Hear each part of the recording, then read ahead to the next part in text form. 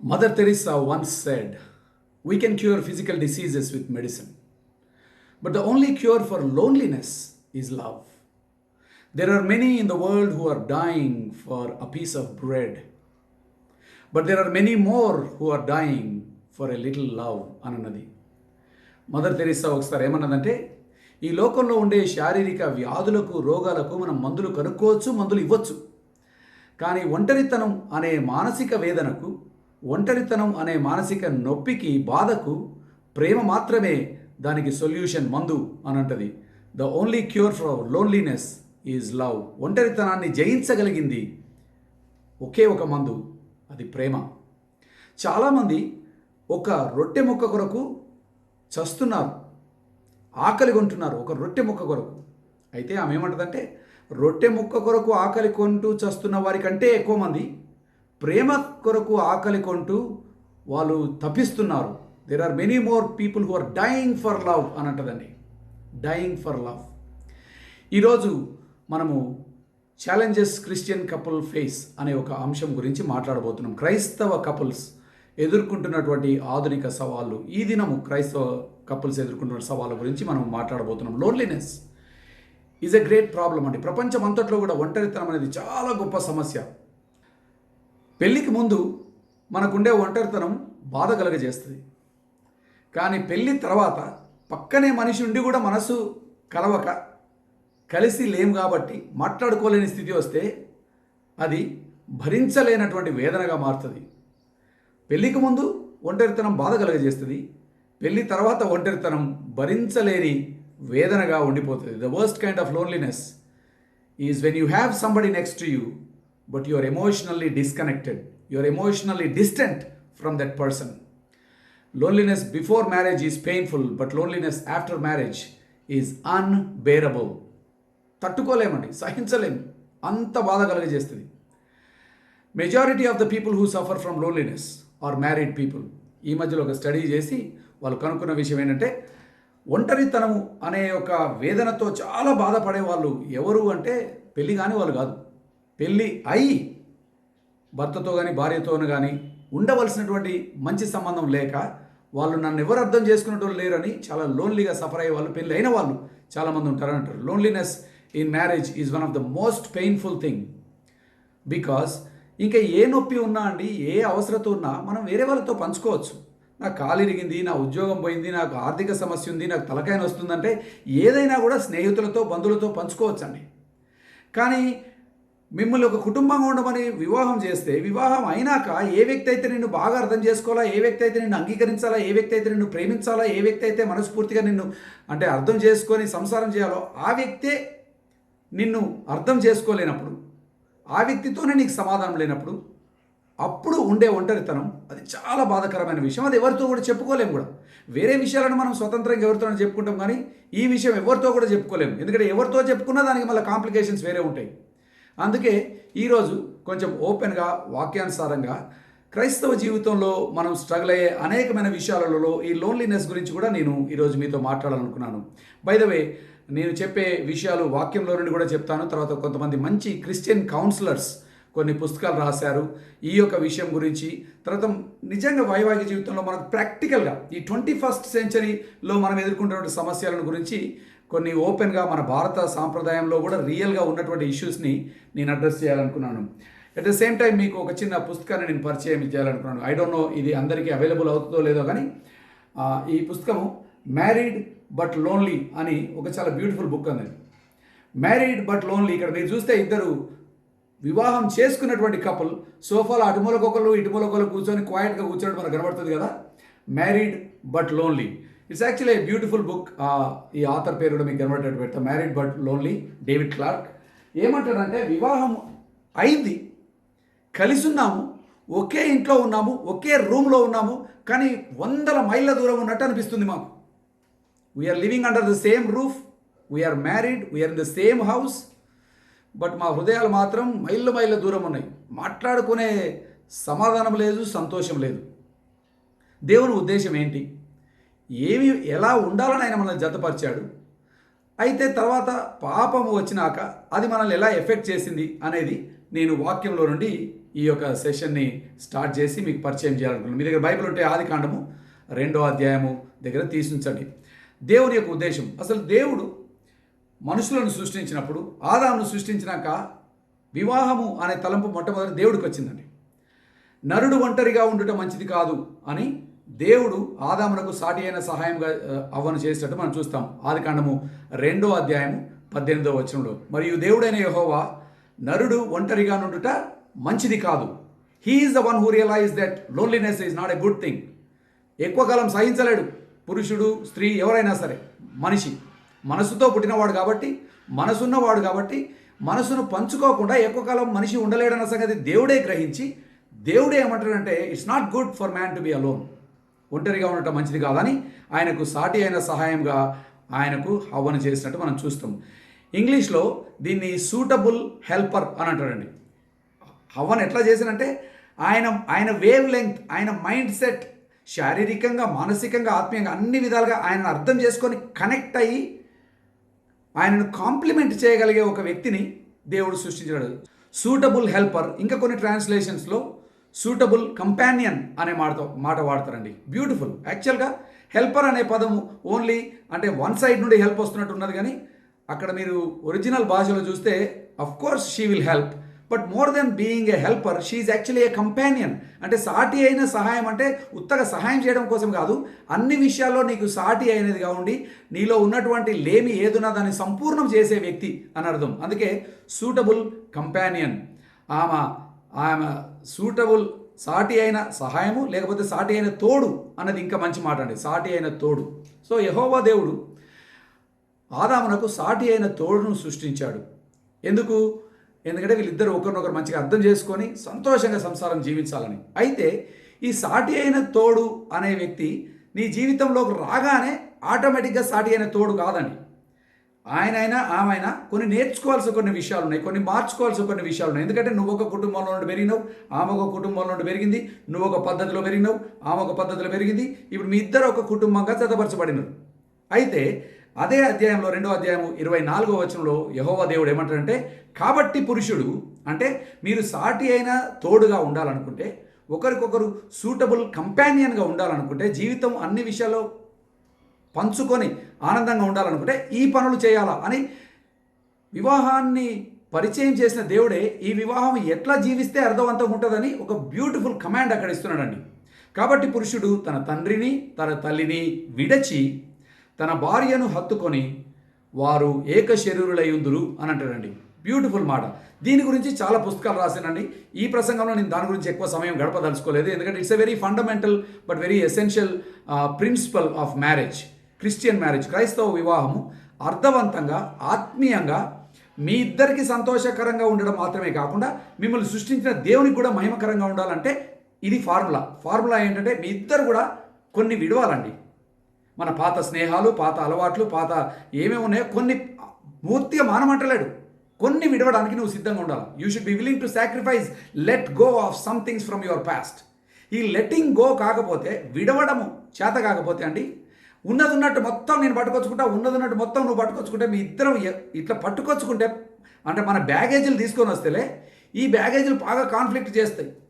అందుకే అంటాడు నువ్వు కొన్ని విడవాలా. ఎస్పెషలీ మీ తల్లిదండ్రులు, మీ పాత స్నేహితులు, మీ పాత అలవాట్లు, అంటే తల్లిదండ్రులను విడిచిపెట్టాలంటే వాళ్ళను పూర్తిగా విడవమని కాదు, వాళ్ళని ఇప్పటికి కూడా మనం ప్రేమించాలా, పట్టించుకోవాలా, కానీ వాళ్ళ అధికారం కింద మీరు లేరు, ఆ బ్యాగేజ్ కింద లేరు. ఇది మీ కుటుంబము, దేవుని ఉద్దేశాన్ని మీరు నెరవేర్చాలి. కాబట్టి ఇక్కడ ఏమంటారంటే విడవటము, first thing we have to leave, విడిచి. రెండోది హత్తుకోవడం అనేది కూడా అండి ఆటోమేటిక్ అయిపోదు. ఇద్దరు వ్యక్తులకు వివాహం చేసి ఒక రూమ్లో పడేసినంత మాత్రం వాళ్ళు ఏక శరీరాలు ఏం కారండి, శరీరాలు కలవచ్చు, కానీ హత్తుకోవడం అనే పదానికి అర్థం ఏంటంటే అన్ని విషయాల్లో ఒక దగ్గరికి రావడం అని. ఇప్పుడు హత్తుకోవడం అంటే ఫిజికల్గా, శారీరకంగా హత్తుకోవడం ఏంటంటే ఇద్దరు వ్యక్తులు దూరం ఉన్న వాళ్ళు వచ్చి ఇట్లా కౌగిలించుకున్నారు అనుకోండి, దగ్గరికి వచ్చి ఒక్కటే అయిపోయారు కదా. సో హత్తుకోవడం అనే పదానికి అర్థము కేవలం ఫిజికల్గా వచ్చి కౌగిలించుకోవడం కాదండి, శారీరకంగా, మానసికంగా, ఆత్మీయంగా కూడా ఇద్దరు దూరంగా ఉన్న వ్యక్తులు ఒక దగ్గరికి వచ్చి ఒకటి కావడం, దగ్గరికి రావడం, కలిసిపోవడం, దాన్ని హత్తుకోవడం అంటాడు. అయితే అది ఆటోమేటిక్గా అయ్యే పని కాదండి. ఇద్దరు వ్యక్తులు కూడా దానికోసం కృషించాలా, దానికోసం పనిచేయాలా, దానికోసం విడవాల్సిన కొన్ని విషయాలు ఉన్నాయి. హత్తుకోవడానికి కూడా ఇద్దరు వ్యక్తులు సహకరించాలి. సో లీవ్ అనేది కూడా ఇద్దరు చేయాలా.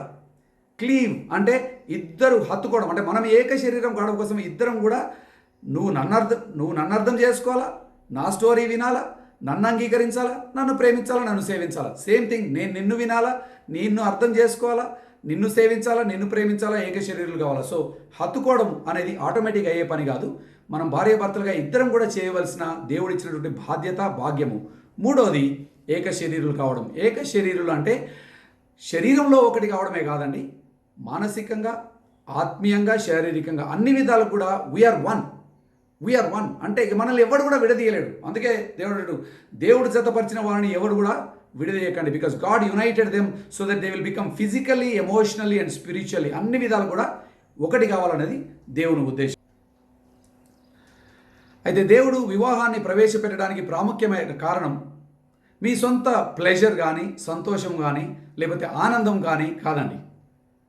అల్టిమేట్గా దేవుడు వివాహాన్ని పరిచయం చేయడానికి కారణం ఏంటో తెలుసా? మీరు సంతోషంగా ఉండడం అది ప్రాముఖ్యమైన భాగమే, కానీ అల్టిమేట్గా మీ ఇద్దరు కలిసి ఆయనను మహిమపరచాలన్నది. To glorify God together is God's plan. ఇద్దరు కలిసి ఇద్దరు కూడా దేవుని స్వరూపంలో ఎదుగుతూ ఆయనను మహిమపరచాలన్నది దేవుని ఉద్దేశం. The main goal of our marriage is not personal pleasure or fulfilment. అవి కూడా ఉంటాయి, కానీ అది మెయిన్ గోల్ కాదు, అది ఓన్లీ సైడ్. ఇది అంటే మీరు ఇద్దరు కూడా దేవుణ్ణి వెతుకుతూ, ఇద్దరు కూడా ఒకరినొకరు అర్థం చేసుకుంటూ దేవుని ప్రేమలో ఎదుగుతూ దేవుణ్ణి సేవిస్తుంటే ఈ యొక్క ప్లెజర్ కానీ, ఫుల్ఫిల్మెంట్ కానీ, హ్యాపీనెస్ కానీ ఇవన్నీ కానీ బై ప్రోడక్ట్స్గా వస్తాయి. So the main goal of our marriage is not happiness, not your personal pleasure. It is to fulfil God's plan together as a family. ఆయన ఉద్దేశాలు కలిసి మనం నెరవేర్చడం దేవుని ఉద్దేశం. అది చేస్తున్నప్పుడు ఒకరినొకరు అర్థం చేసుకుని నిస్వార్థంగా ప్రేమిస్తున్నప్పుడు అప్పుడు ఈ సంతోషము, ప్లెజర్ ఇవన్నీ కూడా ఆటోమేటిక్గా మనకు దేవుడే ఇస్తూ ఉంటాడండి. పాపం వచ్చినాక నంబర్ 1 ఒక 3 విషయాలు నేను హైలైట్ చేస్తాను. పాపం వచ్చినాక ఫస్ట్ థింగ్, వాళ్ళు మొదటిసారి దాచుకోవడం అవసరం వచ్చింది, దాచుకోవడం నేర్చుకున్నారు. ఆదికాండం 3వ అధ్యాయము 8వ వచనంలో చూస్తే దేవుడైన యెహోవా ఎదుటికి రాకుండా తోట చెట్ల మధ్యన దాగుకొనగా అని ఉంటుంది. అంతకుముందు వాళ్ళకు దాచుకోవాల్సింది ఏమి లేదండి. They were very open and transparent. పాపం వచ్చినాక ఫస్ట్ థింగ్ వాళ్ళకి ఏమొచ్చింది తెలుసా? దాచుకోవాల్సిన అవసరం వచ్చింది. They have something to hide, something to fear. భయపడాల్సింది ఒకటి వచ్చింది, దాచుకోవాల్సింది ఒకటి వచ్చింది. చూస్తే ఏమనుకుంటారు అనుకొని దాచుకోవడం అనేది పాపం వచ్చినాక వచ్చినటువంటి రిజల్ట్. అయితే వాళ్ళు మొదటిసారి దాచుకోవడం స్టార్ట్ చేశారు. దేవుని దగ్గర నుండి దాచుకోవడం ఒకటే కాదండి, వాళ్ళు ఆకులు కప్పుకున్నారు. ఎందుకు? ఒకరి నుండి ఒకరు కూడా దాచుకోవాల్సిన అవసరం వచ్చింది. అంతకుముందు వాళ్ళు దిగంబరులుగా ఉన్నా సిగ్గుపడలేదు. ఇప్పుడు ఏమైందంటే, ఇప్పుడు దేవుని నుండి పరిగెత్తడమే కాకుండా ఒకరినొకరు కూడా చూసుకోలేక ఆకులు పట్టుకొని కప్పుకున్నట్టు మనం చూస్తున్నాం. అంటే we are hiding from each other, not only from God, we are also hiding from each other. This is the result of sin. అయితే 3వ అధ్యాయం 8వ వచనం మొట్టమొదటి విషయము వీఆర్ హైడింగ్. రెండవ విషయము 12, 13 వచనాలు చూస్తే యెహోవా దేవుడు అడుగుతాడు, ఏమైందా ఆదాం, నేను తినొద్దన్న పన్న తిన్నవా అని అంటే ఇమ్మీడియట్గా వినండి, ఆయన చేసిన తప్పుకు తన బాధ్యత తీసుకోకుండా, రెస్పాన్సిబిలిటీ తీసుకోకుండా ఇమ్మీడియట్గా తను చేసే పని ఏంటంటే అడదిక్కు చూపించి ఈమె చేయబట్టే నేను చేశాను అంటాడు. రెండో problem blaming. Both blamed others without taking responsibility. ఆదాంని అడిగితే హవ్వనడు, హవ్వని అడిగితే సర్పం అన్నది. ఎవరు కూడా నేను చేసింది తప్పు ప్రభా, this was my poor choice అని బాధ్యత తీసుకోలేండి. తీసుకుంటే చాలా బాగుండు. కానీ పాపం వచ్చినాక మనందరికీ కూడా ఉన్న పెద్ద బలహీనత ఏంటంటే బాధ్యత తీసుకోం మనం. ఇప్పటికి కూడా మన కుటుంబ జీవితం ఇలా ఉండడానికి కారణం ఏంటి అంటే, భర్తలు భార్యలను చూపిస్తారు, భార్యలు భర్తలను చూపిస్తారు, లేకపోతే వీళ్ళిద్దరు కలిసి ఇంకెవరైనా చూపిస్తారు. కానీ మా తప్పు ఉంది, మా విరుగుదల ఉంది, మాలో మారాల్సినవి చాలా ఉన్నాయని ఎవరు కూడా బాధ్యత తీసుకుంటలేదు. ఇప్పటికి కూడా వైవాహిక జీవితంలో చాలామంది స్ట్రగుల్ అయ్యే విషయాలు ఏంటంటే, we are not willing to take responsibility for our part in our problem. ఈ సమస్యలో నా వంతు ఎంత, నేనేం చేసి ఈరోజు వివాహ జీవితాన్ని ఇంత కష్టపెడుతున్నాను, ఇంత ఇంత ఇంత ఇబ్బందికరంగా పెడుతున్నాను అనేది మనం బాధ్యత తీసుకోవడానికి ఇష్టపడము. మూడో విషయం, instead of serving each other, now they want to control each other. ఒకరినొకరు కంట్రోల్ చేసుకునే ప్రయత్నం చేస్తున్నారండి. ఆదికాండం 3వ అధ్యాయంలో మనము ఒక ఇంపార్టెంట్ వచనం చూడాలండి. దేవుడు శపిస్తున్నాడు, వీళ్ళు తప్పు చేశాక దేవుడు శపిస్తూ 16వ వచనంలో ఏం చూస్తామంటే నీ భర్త ఎడల నీకు వాంఛ కలుగును అన్న పదం ఉంటుందండి. నీ భర్త ఎడల నీకు వాంఛ కలుగును, అతను నిన్ను ఏలుడని చెప్పాను. నీకేమో వాంఛ కలుగుతుంది, అతడేమో నిన్ను ఏలుతాడని ఉంటుంది. యాక్చువల్లీ ఈ మాట చూస్తే మంచిగా ఉన్నదండి. వాంఛ కలిగితే మంచిదే కదండి. భార్యాభర్తలకు ఒకరి పట్ల ఒకరికి వాంఛ ఉంటే, ఒకరి పట్ల ఒకరికి కోరిక ఉంటే మంచిదే కదా అని అనుకుంటాం. అయితే ఇక్కడ దేవుడు శపిస్తూ ఈ మాట ఇచ్చాడు. ఎందుకు అంటే ఈ వాంఛ అనే పదాన్ని మనం మంచిగా అర్థం చేసుకోవాలి. సాధారణంగా భార్యాభర్తలకు వాంఛ ఉండడం చాలా మంచిదండి. అంటే ఆమె లేకుండా నేను ఉండలేను, నేను లేకుండా ఆమె ఉండలేదు, మా ఇద్దరికి ఒకరిపైన ఒకరి కోరిక ఉందంటే అది చాలా మంచి విషయం. నిజానికి పాపం రాకముందు వాళ్ళకి అట్లాంటి కోరిక ఉండే. కానీ పాపం వచ్చినాక స్వార్థం వచ్చింది. స్వార్థం వచ్చినాక చెప్పిన కదా, దాచుకునే బుద్ధి వచ్చింది, ఒకరినొకరు నిందించే బుద్ధి వచ్చింది. ఇప్పుడు వాళ్ళకి ఎట్లాంటి వాంఛ ఉంది అనేది మనం అర్థం చేసుకోవాలి. ఇక్కడ వాంఛ అనే పదాన్ని మనం మంచిగా అర్థం చేసుకోవడానికి ఒరిజినల్గా బైబిల్లో హీబ్రూ భాషలో ఇక్కడ వాంఛ అనే పదానికి ఏమి మాట ఉందో నేను కొంచెం వివరిస్తా అండి. హీబ్రూలో టెషూకా అనే పదము వాడతారండి. టెషూకా అనే పదానికి తెలుగులో వాంఛ, ఇంగ్లీష్లో డిజైర్ అని ఉన్నది. You will desire. అయితే డిజైర్ అంటే అవతల వ్యక్తిని ప్రేమించాలా, అవతల వ్యక్తికి నన్ను నేను సమర్పించుకోవాలా మేము అని ప్రేమతో వచ్చే డిజైర్ కాదండి ఇది. ఈ డిజైర్ టెషూకా అనే పదం బైబిల్లో ఇంకో చోట రాస్తున్నది. అయితే ఈ టెషూకా అనే పదం బైబిల్లో 2 చోట్ల ఉన్నది. ఈ రెండోది కూడా మనం గమనిస్తే దీని యాక్చువల్ అర్థం ఏంటో మనం అర్థం చేసుకుంటాం. ఆదికాండం 4వ అధ్యాయంలో 7వ వచనంలో చాలా బ్యూటిఫుల్ మాట ఉంటుంది. ఆదికాండం 4వ అధ్యాయం 7వ వచనంలో ఇక్కడ కయీను వాళ్ళ తమ్ముడైన ఏబేలుని చంపాలని ప్లాన్ చేస్తూ ఉంటాడు. ప్లాన్ చేస్తుంటే యెహోవా దేవుడు ఆయనతో మాట్లాడుతూ 7వ వచనం ఏంటంటే, నువ్వు సత్క్రియ చేయని ఎడల వాకిట వినండి పాపము పొంచి ఉన్నది అంటాడు. పాపం పొంచి ఉండును నీ ఎడల దానికి వాంఛ కలుగును అంటాడండి. నీ ఎడల ఎవరికి? పాపానికి కెయీన్ పట్ల వాంఛ కలిగిందట. పాపానికి కెయీన్ పట్ల ఎట్లాంటి వాంఛ కలిగింది, ఎట్లాంటి కోరిక కలిగింది అంటే ఆయనను డామినేట్ చేసేసి, ఆయన ఆలోచన విధానాన్ని డామినేట్ చేసేసి ఆయనను పాపంలోకి నడిపించడానికి కంట్రోల్ చేసే వాంఛ కలిగింది. సహాయం చేసే వాంఛ కాదు, ప్రేమించే వాంఛ కాదు, ఆయన మేలు కోరి దగ్గరికి వచ్చే వాంఛ కాదు. ఆయనను వాడుకోవాలని, పూర్తిగా కంట్రోల్ పెట్టుకోవాలని. ఇక్కడ ఏమంటే పాపము పొంచి ఉన్నది. పొంచి ఉండడం అంటే తెలుసు కదండి మీకు. ఇప్పుడు అడవిలో పోతే సింహాలు జింకల కోసం పొంచి ఉంటాయి. వాటితో ఆడుకోవడం కోసం పొంచి ఉండవండి. సింహం జింక కోసం పొంచి ఉన్నదంటే అది దగ్గర రాగానే మనం ఆడుకుందామా అని మంచిగా పోయి ఆడుకోవడానికి కాదు. పొంచి ఉందంటే హాని చేయడం కోసమే. సో టెషూకా అనే హీబ్రూ పదానికి తెలుగులో వాంఛ అనే పదం వాడిండు. ఆదికాండం 3వ అధ్యాయంలో హవ్వ నీకు నీ భర్త పట్ల వాంఛ కలుగుతుంది. 4వ అధ్యాయంలో పాపము కయీను పట్ల వాంఛ కలిగి ఉన్నాడు అన్నది. సో వాంఛ కలిగిను అన్న పదానికి అర్థం ఏంటంటే పొంచి ఉండి అవతల వ్యక్తిని మ్యానిపులేట్ చేసి కంట్రోల్లోకి తీసుకొని మన అవసరాల కోసం వాడుకోవాలనేది అక్కడ దాని అర్థం. అంటే బేసికల్లీ భార్యలు భర్తలు భార్యలను ఫుల్గా వాళ్ళ కంట్రోల్లో పెట్టుకోవాలనే ఆశ. అంతకుముందు సేవించాల, అవతల వ్యక్తి మేలు కోసం నేను పనిచేసినాను ఉన్నది. ఇప్పుడు వాళ్ళు సేవాభావం లేదు, ప్రేమభావం లేదు, అవతల వ్యక్తి మేలు కూడా లేదు. నా సుఖం తీర్చడం కోసం నువ్వు ఉన్నావు అంతే. నన్ను సేవించు, నన్ను పట్టించుకున్నాడు. I use you, I'm not serving you, I'm using you, controlling you, manipulating you. ఇట్లా ఏలు చుట్టూ తిప్పుకుంటారు నీ భర్తను అని అంటారు కదా. భార్యలను బెదిరించి పనులు చేపిస్తూ ఉంటారు కదా భర్తలు. ఇక అది ఇక్కడ ఈయన అంటుండు. వాంఛ కలుగును అంటే వాడుకోవడానికి వాంఛ కలుగుతుంది, అధికారంతో కంట్రోల్ చేయడానికి, మ్యానిపులేట్ చేయడానికి వాంఛ కలుగుతుంది. ఇది పాపం తర్వాత మనకు వచ్చినటువంటి చాలా సాడ్ థింగ్ అండి. ఈ పాపం తర్వాత వచ్చినటువంటి అనేకమైన విషయాలు మనము ఈరోజు కూడా సఫర్ అవుతున్నాం. అయితే ఈరోజు నేను పర్టికులర్గా కొన్ని క్రైస్తవ జంటలలో, కుటుంబాలలో మనము అంటే ఎదుర్కొంటున్నట్టు కొన్ని సవాళ్ళు నేను హైలైట్ చేయాలనుకున్నాను. బై ద వే నేను ఎగ్జాస్టివ్గా పెద్ద లిస్ట్ ఏం రాయలేదు. నేను చెప్పిన లిస్ట్ కంటే ఇంకా చాలా సమస్యలు ఉంటాయండి క్రైస్తవులకు. కానీ ఎక్కువ మంది తరచుగా మనం ఎదుర్కొనే ప్రాబ్లమ్స్కి కారణాలు ఏంటి అసలు ప్రాబ్లమ్స్ ఏంటి, వాటి కారణాలు ఏంటి, నేను కొన్ని challenges faced by Christian couples today.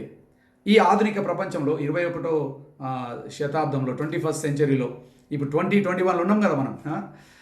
2021లో ఉన్నటువంటి కుటుంబాలకు ఉన్నటువంటి సమస్యలు ఏంటి, పాపానికి దీనికి కనెక్షన్ ఏంటి అనేది నేను మీకు కొన్ని వివరిస్తానండి. ఒక 10 కొన్ని ఇంపార్టెంట్ విషయాలు నేను హైలైట్ చేస్తాను. నంబర్ 1, మనకున్న నంబర్ 1 సమస్య ఏంటంటే అప్పుడు ఉన్నటువంటి ఓపెన్నెస్, ట్రాన్స్పరెన్సీ మనం కోల్పోయినామండి. దేవర్ నేకెడ్ బట్ నాట్ అషేమ్డ్ అని ఉండే చూడండి, అది మనకు లేదు. మనం పాపంతోనే పుట్టినాం కాబట్టి పుట్టినప్పటి నుండి దాచుకుంటూ బాగా అలవాటు అయిపోయిందండి. మనం పాపంతో వచ్చిన బుద్ధి అది. దాచుకోవాలి. ఎందుకంటే ఏమన్నా ఇంపర్ఫెక్షన్ ఉంటే, ఏమన్నా లోపం ఉంటే, ఏమన్నా చెప్పకూడదు ఉంటే, ఏమన్నా అవన్నీ దాచేసుకుంటాం. ఏమి లేనట్టే నటిస్తూ ఉంటాం. ఓన్లీ మంచి ఫేస్ మాత్రమే ప్రజెంట్ చేస్తూ ఉంటాం. Lack of openness or transparency అని అంటారండి. Lack of openness or transparency అంటే యథార్థత లేకపోవడం. అంటే యథార్థంగా మన హృదయంలో ఉన్నట్టు పంచుకోకపోవడం, యథార్థంగా మన గురించి, మన గతము గురించి, మన బ్రోకెన్నెస్, మన విరుగుదల గురించి, మన బలహీనతల గురించి యథార్థంగా ఉండకపోవడం అన్ని కుటుంబాల్లో కూడా ఉండే నంబర్ 1 ప్రాబ్లం అండి. సరే, నేను ఈ విషయం ఎందుకు చెప్తున్నా అంటే, వివాహం అయినప్పుడు ఆ వ్యక్తికి నీ గురించి ఎక్కువ తెలియదేమో, కానీ వివాహ సంబంధంలో ఎదుగుతున్నా కొలది మనం వీలైనంత త్వరగా ఓపెన్గా మన జీవితం ఒకరితో ఒకరు పంచుకుంటూ ఉంటాండి. మీరు ఎంత యథార్థంగా ఉంటే అవతల వ్యక్తి అంత ఎక్కువగా మిమ్మల్ని అంగీకరించి ప్రేమించి మీ దానికి కావాల్సిన అడ్జస్ట్మెంట్ చేసుకోవడానికి అది అవకాశం ఉంటుందండి. బట్ యథార్థత లేని దగ్గర నిజమైన ప్రేమ ఉండడం అసాధ్యం అండి. Where there is no openness, where there is no truth, where there is no transparency, there is no chance of having true love. నిజమైన ప్రేమ ఉండాలంటే యథార్థత ఉండాలి. అన్నీ మీరు ఒక్కసారి చెప్పకపోయినా గ్రాడ్యువల్గా మీ గురించి, మీ గతం గురించి, మీ విరుగుదల గురించి, మీ సమస్యల గురించి, మీ ఏమున్నా అవతల వ్యక్తితో ప్రేమపూర్వకంగా మంచిగా పంచుకోండి. భర్తలారా మీరు పంచుకోండి, భార్యలారా మీరు పంచుకోండి. The more you know about each other, the more you know each other, the more you can love each other. So ఎందుకు మనము ఆ అన్యోన్యమైన ప్రేమ, ఆ యొక్క వన్నెస్ని ఎంజాయ్ చేయలేకపోతున్నామంటే మనకు ఓపెన్నెస్ లేదు. ఓపెన్నెస్ లేకపోవడానికి కారణం ఏంటంటే, కొంతమంది అంటారు, అన్న నేను ఓపెన్గా నా గురించి ఏమైనా చెప్తే అవతల వ్యక్తి తీర్పు తీర్చేస్తాడు, లేకపోతే తీర్పు తీర్చి ఇక నా నుండి దూరం అవుతుంది, కాబట్టే ఇక అయినా ఏదో అయిపోయింది, దాన్ని సీక్రెట్గానే ఉంచేద్దాం. అది సీక్రెట్గానే ఉంటే మంచిదే అండి, కానీ లైఫ్లో ఏంటంటే మీరు అనుకున్నంత సీక్రెట్గా ఉండవు సంగతులు, ఎప్పుడో ఒకసారి బయటపడతాయి. ఇక అప్పుడు ఘోరంగా మీ నుండి దూరం అవుతుంది. అందుకే ఏదైతే అవసరమో, ఏదైతే మీ సంబంధానికి అవసరమో వీలైనంత మటుకు అది మీ అంతా మీరు స్వతంత్రం తీసుకొని ఓపెన్గా షేర్ చేసుకుంటే అవతల వ్యక్తి మిమ్మల్ని సంపూర్ణంగా అంగీకరించడానికి అవకాశం ఉంటుంది. రెండవ విషయం, అన్ఫర్గివ్నెస్ ఆర్ బిటర్నెస్. మన క్రైస్తవ కుటుంబాల్లో ఉండే అన్ని కుటుంబాలు కూడా ఉంటాయి. క్రైస్తవ కుటుంబాల్లో మనం స్ట్రగుల్ అయ్యే రెండవ ప్రాముఖ్యమైన విషయం అంటే క్షమించలేకపోవడం అండి. చాలామంది కూడా they struggle to forgive. Maybe వాళ్ళు క్షమాపణ దేవుని నుండి సంపూర్ణంగా పొందలేదేమో. ఎందుకంటే దేవుని నుండి సంపూర్ణంగా క్షమాపణ పొందిన వాళ్ళైతే ఆ క్షమాపణ యువతల వాళ్ళకి ఇవ్వడానికి అట్లీస్ట్ ప్రయత్నం చేస్తారు, పూర్తిగా ఇవ్వలేకపోయినా. అందుకే నేను చెప్తాను, మీరు దేవుని నుండి క్షమాపణ పొందకపోతే మీరు మీ భార్యకు కానీ మీ భర్తకు కానీ క్షమాపణ ఇవ్వలేరు. బికాజ్ దేవుడు షరతులు లేకుండా మిమ్మల్ని ప్రేమించాడు, షరతులు లేకుండా నిన్ను క్షమించాడు. అక్కడ క్షమాపణ పొందితేనే ఇక్కడ క్షమాపణ ఇవ్వడానికి సాధ్యమైంది. కాబట్టి దయచేసి దేవునితో మీ సంబంధాన్ని మంచిగా స్థిరంగా ఉంచుకోండి. ఆయన దగ్గర మీరు క్షమాపణ పొందండి. అక్కడ క్షమాపణ పొందినప్పుడు ఇక్కడ కూడా కొన్ని కష్టమైన పరిస్థితుల్లో కూడా క్షమించడానికి సాధ్యమవుతుంది. ఏ మనిషి కూడా కొన్నిసార్లు ఇది ఎవ్వరు కూడా క్షమించలేరండి. క్షమించలేనటువంటి మోసం చేసిందండి మీ ఆవిడ నీకు, లేకపోతే మీ ఆయన నీకు అన్నారనుకోండి, అయినా మీరు ఎందుకు క్షమించగలుగుతారో తెలుసా? ఎందుకంటే దేవుని క్షమాపణ మీరు అనుభవించారు కాబట్టి. సో పగబట్టడం లేకపోతే పంతాలు పట్టడం మనం చాలా కుటుంబాల్లో చూస్తూ ఉంటామండి. అంటే ఎప్పుడు కూడా మర్చిపోలేను, ఇక నా లైఫ్లో నేను మర్చిపోను, నా లైఫ్లో మర్చిపోకుండా నేను ఎప్పుడు దీని గురించి పనిష్ చేస్తూ ఉంటారు. మీరు అట్లా ఒకరినొకరు పనిష్ చేసుకుంటే మీరు సంతోషంగా జీవించలేరండి. సో బిట్టర్నెస్, హృదయంలో పగ ఉంచుకోవడము, పంతాలు పట్టుకోవడం, నువ్వు ఇట్లా చేసినా కాబట్టి నేను ఇట్లా చేస్తాను, నువ్వు ఇట్లా చేసినా కాబట్టి నేను ఇంతకాలం ఇట్లా చేస్తా. చాలామంది క్రైస్తవ కుటుంబాలు ఈరోజు ఆ వన్నెస్ని అనుభవించకపోవడానికి కారణం అన్ఫర్గివ్నెస్ అండ్ బిటర్నెస్. మూడోది ప్రైడ్ అండ్ ఈగో, అహం అండి. అందరికీ అహం ఉంటుందండి, పురుషులకు కూడా అహం ఉంటుంది, స్త్రీలకు కూడా అహం ఉంటుంది. ఈ అహం ఏం చేస్తుందంటే అవతల వ్యక్తి కంటే నువ్వు చాలా బెటర్ అనే ఫీలింగ్ ఇస్తుంది నీకు. అవతల వ్యక్తి కూడా చాలా నీకంటే గొప్పోడు కావచ్చు, కానీ నీ అహం ఏమనిపిస్తా అంటే మనమేం తక్కువ తినమా, నేనే ఆయన కంటే ఎక్కువ, నేనే ఆమె కంటే ఎక్కువ అనే ఫీలింగ్ నీకు ఇస్తుంది. ఎక్కువ అనే ఫీలింగ్ నీకు వచ్చినప్పుడు ఏమైందంటే నేను ఎక్కువ కాబట్టి ఆయన నన్ను ఎక్కువ సేవించాలా, ఆమె నన్ను ఎక్కువ పట్టించుకోవాలా. సో ఇప్పుడు ఎంటైటిల్మెంట్ వస్తుంది. అవతల వ్యక్తి నీకు ఆల్మోస్ట్ దాసుడు లేకపోతే దాసురాల్లాగా చూస్తావు. ఈ అహం ఎక్కువ వచ్చేసరికి అహంతో పాటు అహంకారం వచ్చి అవతల వ్యక్తిని చులకనగా చూడడం మనం చూస్తామండి. వాళ్ళని అసలు వాళ్ళు చేసేది ఏముందండి, వాళ్ళు చేసేది నథింగ్, నువ్వు చేసేదేమో చాలా ఎక్కువ, అవతల వాళ్ళు చేసేది నథింగ్ అనే ఫీలింగ్ వస్తుందండి మనకి. ఇది చాలామంది వైవాహిక జీవితాల్లో చాలామంది కుటుంబాల్లో మనం చూస్తాం. భర్తలు ఏమనుకుంటారంటే, ఏంది సార్ నా కుటుంబం కోసం నేను ఏమేమి త్యాగాలు చేస్తున్నా, ఎంత పని చేస్తున్నా, డబుల్ డ్యూటీలు చేస్తున్నా, ఎన్నో మానుకొని నిద్ర లేకుండా అట్లా చేసి నేను ఇంత కష్టపడుతున్నా అని వాళ్ళు ఫీల్ అవుతారు. భార్యలు అంటారు, అరే నేను ఇంత చేసే పని ఆయనకేం తెలుసా అండి, నేను పొద్దు నుండి సాయంకాలం దాకా ఇల్లు చూసుకుంటున్నా, అత్తమామలను చూసుకుంటున్నా, మన బట్టలు ఉతుకుతున్నా, వంట వండుతున్నా, పిల్లల్ని చూసుకుంటున్నా, హోంవర్క్ చేసుకున్నా, అసలు నా పని ముందు ఆయన పని ఎంత అని వీళ్ళు అనుకుంటారు. అయితే నేను ఇక్కడ ఒక విషయం చెప్పాలనుకున్నాండి.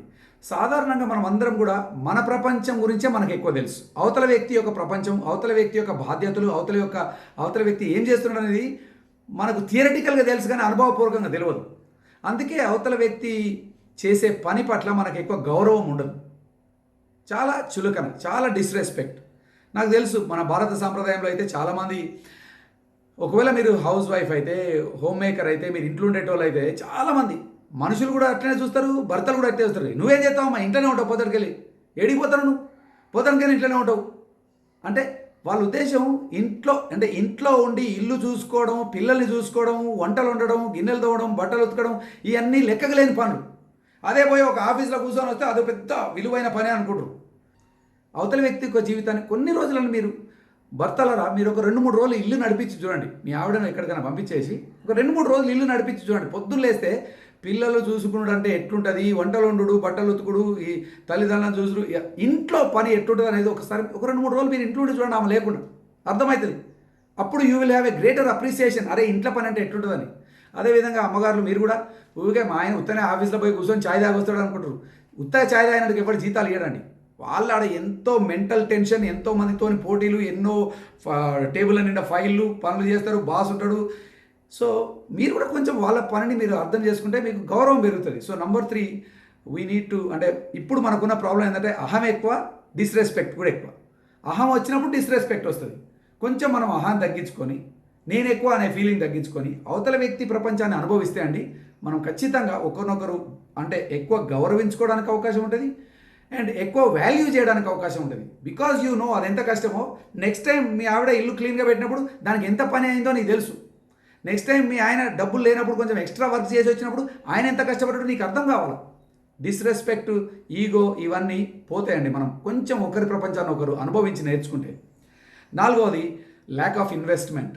ఈ వివాహ జీవితంలో మనము అంటే ఈ వివాహానికి సమయం ఇవ్వకపోవడం అది చాలా పెద్ద ప్రాబ్లం అండి. ఒక్కసారి పెళ్ళైనాక మేబీ పెళ్ళైన కొత్తలా ఒకరినొకరు బాగా పట్టించుకుంటాం, ప్రేమిస్తాము, సరే చూసుకుంటామేమో, కానీ ఇక 1-2 సంవత్సరాలు అయ్యేసరికి మనకు ఒకవేళ దేవుడికిన పిల్లలు బహుమానం ఇస్తే ఒక్కసారి పిల్లలు కుటుంబంలోకి వస్తే అండి ఇమ్మీడియట్గా సాధారణంగా జరిగే ఒక విషయం ఏంటంటే ఇక మన ఇద్దరు అటెన్షన్ కూడా పిల్లల మీదకే పోతుంది. ఎస్పెషల్లీ ఇక తల్లుల అటెన్షన్ అయితే ఫుల్. ఇక తల్లికైతే ఆ మాతృత్వంలో ఉండే ప్రేమ అది, ఇక తల్లి మనసంతా ఎప్పుడు పిల్లల మీదనే ఉంటుంది. అంతకుముందు అప్పుడప్పుడన్నా భర్త శారీరక అవసరాలు, మానసిక అవసరాలను దృష్టిలో పెట్టుకొని దగ్గరికి వచ్చేది, ఊరికే భర్తను పట్టించుకునేది. ఇప్పుడు ఏమైందంటే ఒకసారి బాబు పాప వచ్చేసరికి ఇప్పుడు భర్త ఆఫీస్ నుండి వచ్చినా కూడా ఈమె మనసులో అసలు భర్త ఇక ఆల్మోస్ట్ ఆయన చాలా స్మాల్ రోల్ ప్లే చేస్తాడు. మన లైఫ్ అంతా పాప బాబు వీళ్ళ మీదనే ఉంటా ఉంటుందండి. ఇక్కడ ఒక విషయం మనం గుర్తుపెట్టుకోవాలండి. దేవుడు మిమ్మల్ని భార్యాభర్తలుగా ఉండమని జతపరిచినాడు. ఈ భార్యాభర్తలు అనే పాత్ర రోల్ 1 సంవత్సరం 2 సంవత్సరాలు ఉండేది కాదండి. మీరు బ్రతికున్నంత కాలము ఈమెకు నువ్వు భర్త, ఈయనకు నువ్వు భార్య. మీరు ఒకరి అవసరాలు ఒకరు తీర్చుకోవాలని, ఒకరినొకరు పట్టించుకోవాలని, ఒకరినొకరు ప్రేమించాలని, ఒకరినొకరు అర్థం చేసుకోవాలని, అంటే life long you need her and she needs you. మధ్యలో వేరే బాధ్యతలు వస్తాయండి. పిల్లలు వస్తారు, కొన్నిసార్లు తల్లిదండ్రులకు సమయం ఇవ్వాల్సి వస్తుంది, కొన్నిసార్లు ఉద్యోగాలు చేయాల్సి వస్తుంది. మధ్యలో మీకు వేరే బాధ్యతలు వచ్చినా కూడా దీన్ని ఇడిచిపెట్టి ఆ పని చేయకండి. This is always important. అయితే మనం ఏం చేస్తామంటే ఒక్కసారి పిల్లలు పుట్టినాక మనం మనసు అంతా దాని మీద పెడతాం. ఇప్పుడు అండ్ స్త్రీలకు ఇంకోటి ఏంటంటే వాళ్ళ శరీరంలో కూడా కొన్ని మార్పులు వస్తాయి, వాళ్ళ హార్మోన్స్లో చేంజ్ అవుతూ ఉంటుంది. వాళ్ళు మన మీద సంపూర్ణంగా ఆధారపడి ఉన్నారు కాబట్టి వాళ్ళ మీదనే ఎక్కువ మనసు ఉంచుతారు. అయితే తప్పకుండా అండి, దాన్ని కాదని నేను అంటలేదు, తప్పని నేను అంటలేను. అది దేవుడు మీకు ఇచ్చినటువంటి ఒక బ్యూటిఫుల్ గిఫ్ట్. కానీ పిల్లలను పట్టించుకుంటున్నారు కాబట్టి భర్తను పట్టించుకోకుండా ఉండకండి. మీరు తల్లి అయినంత మాత్రాన భార్యగా మీకుండే రెస్పాన్సిబిలిటీస్ ఎటుపోవు. ఇంకా ఆ భర్తకు నీతో అవసరం ఉంది, నీకు ఆ భర్తతో అవసరం ఉన్నది. నాట్ ఓన్లీ ఫిజికల్గానే, శారీరకంగానే కాదు, ఇంకా చాలా విషయాల్లో మనసులు కూడా కనెక్ట్ చేసుకునే విషయంలో you still need to play the role of a wife and play role of a mother. Even భర్తలు కూడా అండి, భర్తలు కూడా కొన్నిసార్లు ఏమైందంటే ఇక పిల్లలు పుట్టిన 1 or 2 years అయిపోతే వీళ్ళు బయటికి ఆఫీస్కి పోతారు. ఆఫీస్కి పోయి వచ్చినాక రాగానే ఇప్పుడు రాగానే సాధారణంగా పిల్లలు వస్తే మనం అంటే యూజువల్గా జరిగే పని ఏంటంటే రాగానే ఫస్ట్ పిల్లల దగ్గరికే పోతారు ఈ తండ్రి. ఆఫీస్ నుండి రాగానే అరే నాన్న బాబు బుజ్జి సన్ని పాప అనుకుంటే వీళ్ళేం పడబడి తిరుగుతూ ఉంటారు. అరే పోతే పోయిన సన్ని బుజ్జి పాపతో ఆడిన కానీ ఈ సన్ని బుజ్జి పాప ఏడు నుండి వచ్చిందండి? ఆమె నుండే కదా. మీరు ఆడినరు కానీ ఆమెను నెగ్లెక్ట్ చేసి ఇగ్నోర్ చేసి అంతగా మొత్తం ఫోకస్ వీళ్ళ మీదనే. ఇంకో సాడ్ థింగ్ ఏంటంటే చాలామంది భార్యాభర్తలు వాళ్ళ ప్రపంచం అంతా ఒకసారి పిల్లలు పుట్టినాక వాళ్ళు మాట్లాడుకునేది కూడా ఓన్లీ పిల్లల గురించే మాట్లాడుకుంటారండి. అమ్మని నీకేమనిపిస్తుంది, నీకు ఎట్లా ఉంది ఇవాళ రేపట్లలో, మనం ఏం చేస్తే బాగుంటుంది అని మనము నేను నువ్వు అనే మాటలు తగ్గిపోతాయి. భార్యాభర్తలు ఊరికే కూడా ఇక మన పిల్లలు ఆ బాబుగాడు ఏం చేసిండు, హోంవర్క్ చేసిండా, వీనికేమైంది ఆమెకేమైంది, ఇక మన ప్రపంచం అంతా వాళ్ళ మీదనే ఉంటుందండి. అది చాలా చాలా డేంజరస్ అండి. ఎందుకంటే పిల్లలు అనేటోళ్ళు దేవుడు మనకి ఇస్తే వాళ్ళు కొంతకాలం మనతో ఉంటారు, కానీ వాళ్ళు వెళ్ళిపోయే సమయం వస్తుంది. వాళ్ళు వెళ్ళిపోయినప్పటికీ మళ్ళీ మీ ఇద్దరు టోటల్ స్ట్రేంజర్స్ కావద్దు. స్ట్రేంజర్స్ కాకుండా ఉండాలంటే, అపరిచితులు కాకుండా ఉండాలంటే ఆ పరిచయం ఎప్పటికీ మెయింటైన్ చేసుకుంటూ ఉండాలి. భర్త అవసరతలు, భర్త భార్య. So invest in your marriage, because marriage is a life long thing. మీ యొక్క వైవాహిక సంబంధంలో, మీ యొక్క దాంపత్య జీవితంలో సంబంధంలో సమయం గడపండి.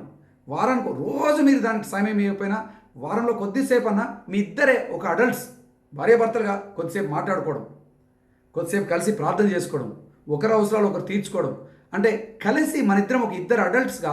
ఇప్పుడు పిల్లలు పుట్టకముందు మనం చాలా రొమాంటిక్గా ఎక్కడ పడితే అక్కడ కూర్చొని అక్కడ పోయి ఐస్ క్రీమ్ తినుడు, కూల్ డ్రింక్స్ తాగుడు, మాట్లాడుకున్నాడు, ముచ్చట్లు పెట్టుడు చేసినాం కదా.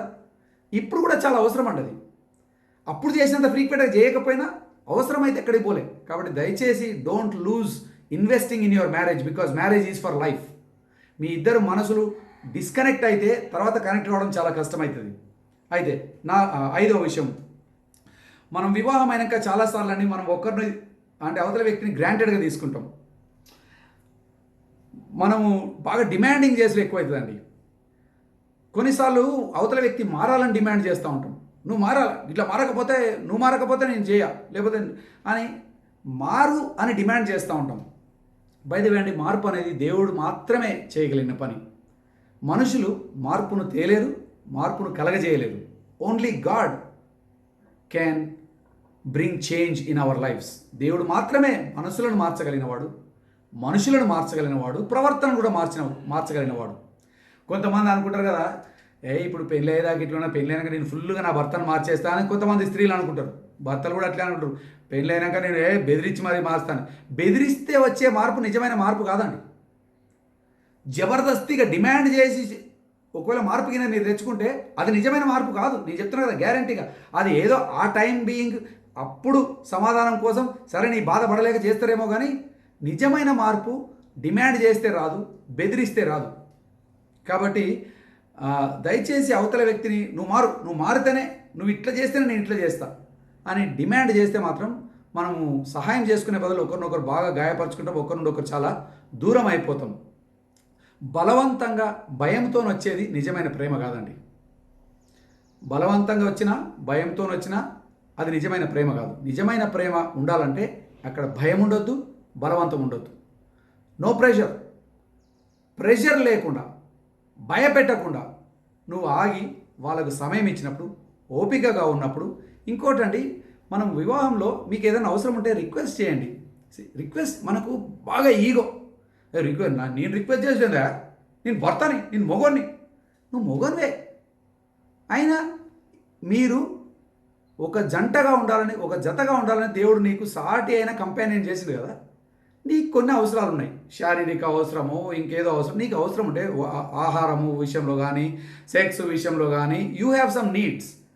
అయితే నీకు నీడ్ ఉన్నదని ఆమె అంటే రిక్వెస్ట్ చేయడంలో తప్పేం లేదండి. యాక్చువల్గా మీరు అంటే ఇది నాకు అవసరం ఉంది అని నువ్వు వ్యక్తం చేస్తే ఆమె కూడా చాలా హ్యాపీగా ఫీల్ అవుతుంది. అంటే హీ నీడ్స్ మీ, ఆయనకు నా అవసరం ఉంది, ఆమెకు నా అవసరత ఉంది రిక్వెస్ట్ చేసినప్పుడు ఐ నీడ్ యూ అని అంటున్నావండి. ఏంటంటే మనకు అహం వస్తుంది. అబ్బా నేను నీడ్ అంటే నేను చీప్ అయిపోతా కదా, నేను చీప్ అయిపోతే మళ్ళీ నన్ను ఆడుకుంటుందేమో వాడుకుంటుందేమో. యేసు ప్రభు జీవితాన్ని మనం వెంబడిస్తున్నామండి. ఆయన తన్ను తాను తగ్గించుకొని రిక్తునిగా చేసుకున్నాడు. రిక్తునిగా చేసినందుకు ఆయన చీప్ కాలే.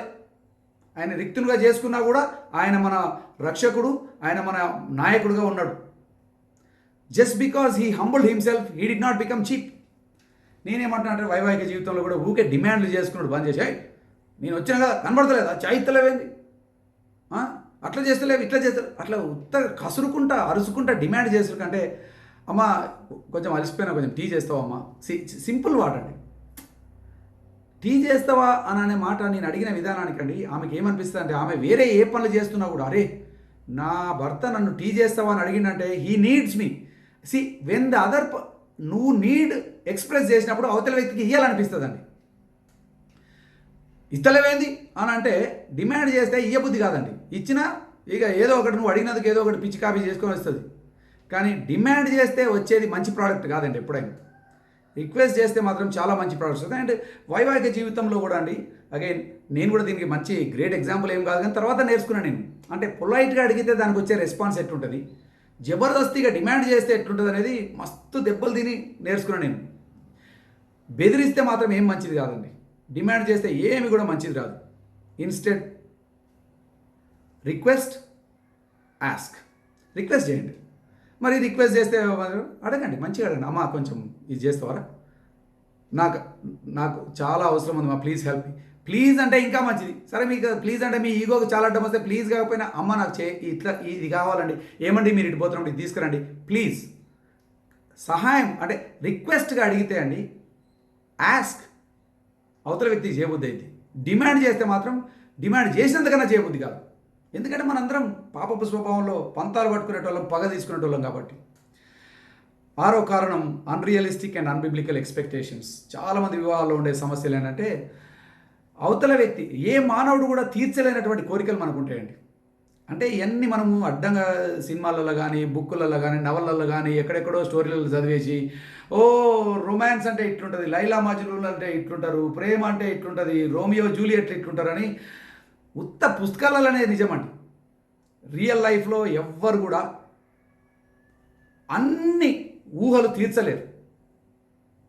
మీకున్న ఊహలు కూడా చాలా అన్రియలిస్టిక్. ఏ మనిషి కూడా తీర్చలేనటువంటి ఊహలు, కోరికలు, మనకు ఆశలు ఉంటాయి. మన ఎక్స్పెక్టేషన్స్ కొంచెం రియలిస్టిక్గా చేసుకో. అవతల వ్యక్తి కూడా ఒక మనిషే కదా, అవతల వ్యక్తి కూడా లిమిటేషన్స్ ఉన్నాయి కదా. ఆమె ఎదగాల్సింది ఉన్నది, ఆయన ఎదగాల్సింది ఉన్నది, ఆయన నేర్చుకోవాల్సింది ఉంది, ఆయన మార్చుకోవాల్సింది. Give some space for growth. అంతేగాని పర్ఫెక్ట్గా అన్నీ ఇట్లా చేయాలా అని మీరు ప్రెషర్ పెడితే అండి. ఇంకోటి వాక్యానుసారంగా భర్త బాధ్యత ఏంటి, వాక్యానుసారంగా భార్య బాధ్యత ఏంటి, వాక్యానుసారంగా మన ఎక్స్పెక్టేషన్స్ పెట్టుకుంటే అండి చాలా సంతోషంగా ఉండొచ్చు. కానీ మన ఎక్స్పెక్టేషన్స్ వాక్యానుసారంగా ఉండవు, కల్చర్ బేస్డ్గా ఉంటాయి. అంటే బయట సమాజం ఏం చేస్తుందో, ఏం ఆశిస్తుందో, ఏం కోరుకుంటుందో అవే విషయాలు క్రైస్తవులు కూడా అదే ఆశిస్తూ ఉంటారు. అది చాలా తప్పండి. మన వైవాహిక జీవితం యొక్క ఎక్స్పెక్టేషన్స్ వాక్యానుసారంగా ఉండాలి, సమాజాన్ని ఆధారం చేసుకొని ఉండదు. Our marriage should be influenced or founded on the basis of God's word, not on the basis of the culture. బయట సమాజం ఏమంటుందండి, బయట సమాజంలో భార్యలు ఏం చేస్తున్నారు, బయట సమాజంలో భర్తలు ఏం చేస్తున్నారు, కాబట్టి మనం ఇది చేయాలా. మీరు సమాజాన్ని ఏమడబడ్డారంటే ఇక మీకు జిందగీలో ఎప్పుడు సమాధానం ఉండదండి. పోతూనే ఉంటారు, వాళ్ళకు కూడా సమాధానం లేదు, మీకు కూడా సమాధానం ఉండదు. అన్రియలిస్టిక్ అండ్ అన్బిబ్లికల్ ఎక్స్పెక్టేషన్స్ మనకుంటే అవి తీసేసుకుంటే చాలా మంచిది. తర్వాత నెగిటివ్ ఇన్ఫ్లుయెన్స్ ఆఫ్ మీడియా. ఈ యొక్క మీడియా ఈ మధ్యలో ఒక 50 సంవత్సరాల క్రితం అంటే టీవీలు కూడా లేవు ఎవరింట్లో. చాలామంది ఇళ్ళలో టీవీలు లేవు, చాలామంది ఇళ్ళలో అసలు బయట ఇన్ఫ్లుయెన్సే లేదండి. మనకి పని చేసుకుంటే ఇంటికి వచ్చేటోళ్ళు, భార్య భర్తలు కలిసి ఉండేటోళ్ళు, ఏమైనా ఆడుకుంటూ ఎప్పుడైనా పోతే పిక్నిక్ పోయేటోళ్ళు. ఎంటర్టైన్మెంట్ అనేది మనుషులతో కలిసి ఉండేది.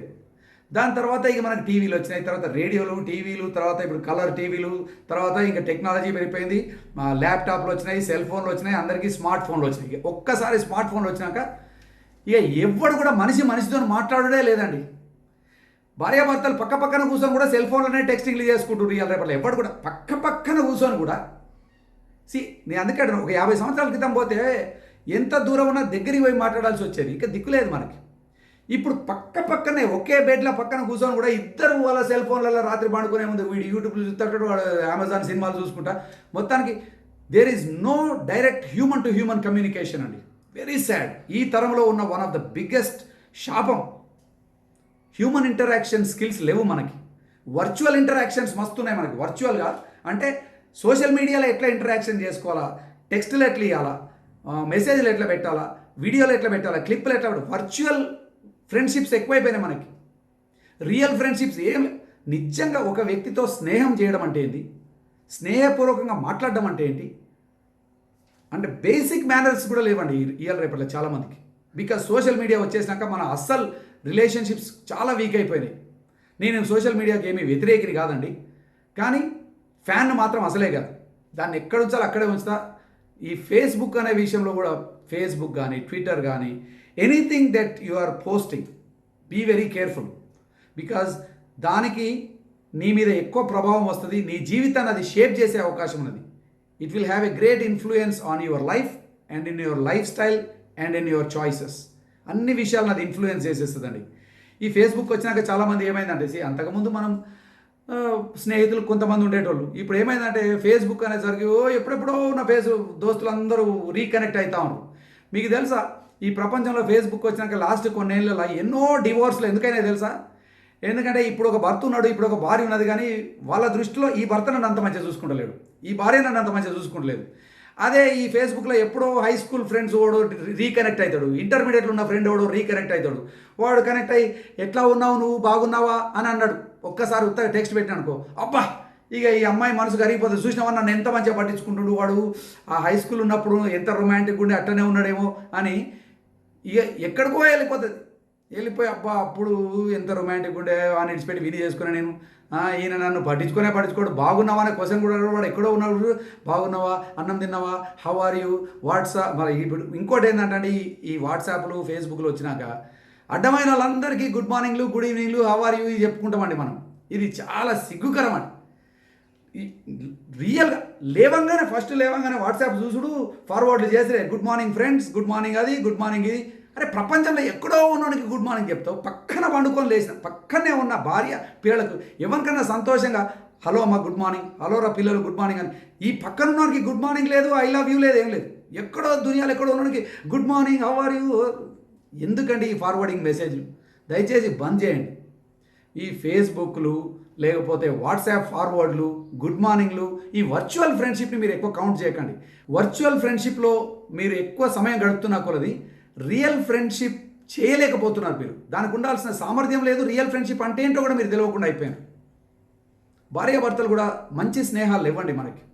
వర్చువల్గా ఎవరెవరితోనూ కనెక్ట్ అవుతున్నాం, కానీ పక్కనున్న భార్యతో మాత్రం మస్తు డిస్కనెక్ట్ అవుతున్నాం. ఇంకొకటి అనవసరమైన పోలికలు ఫేస్బుక్లో కానీ అక్కడిక్కడ చూస్తూ ఉంటారు. ఆ కుటుంబం చూడు ఎంత హ్యాపీగా ఉన్నారు ఫోటోలు, ఈ కుటుంబం చూడు ఎంత హ్యాపీగా ఉన్నారు ఫోటోలు.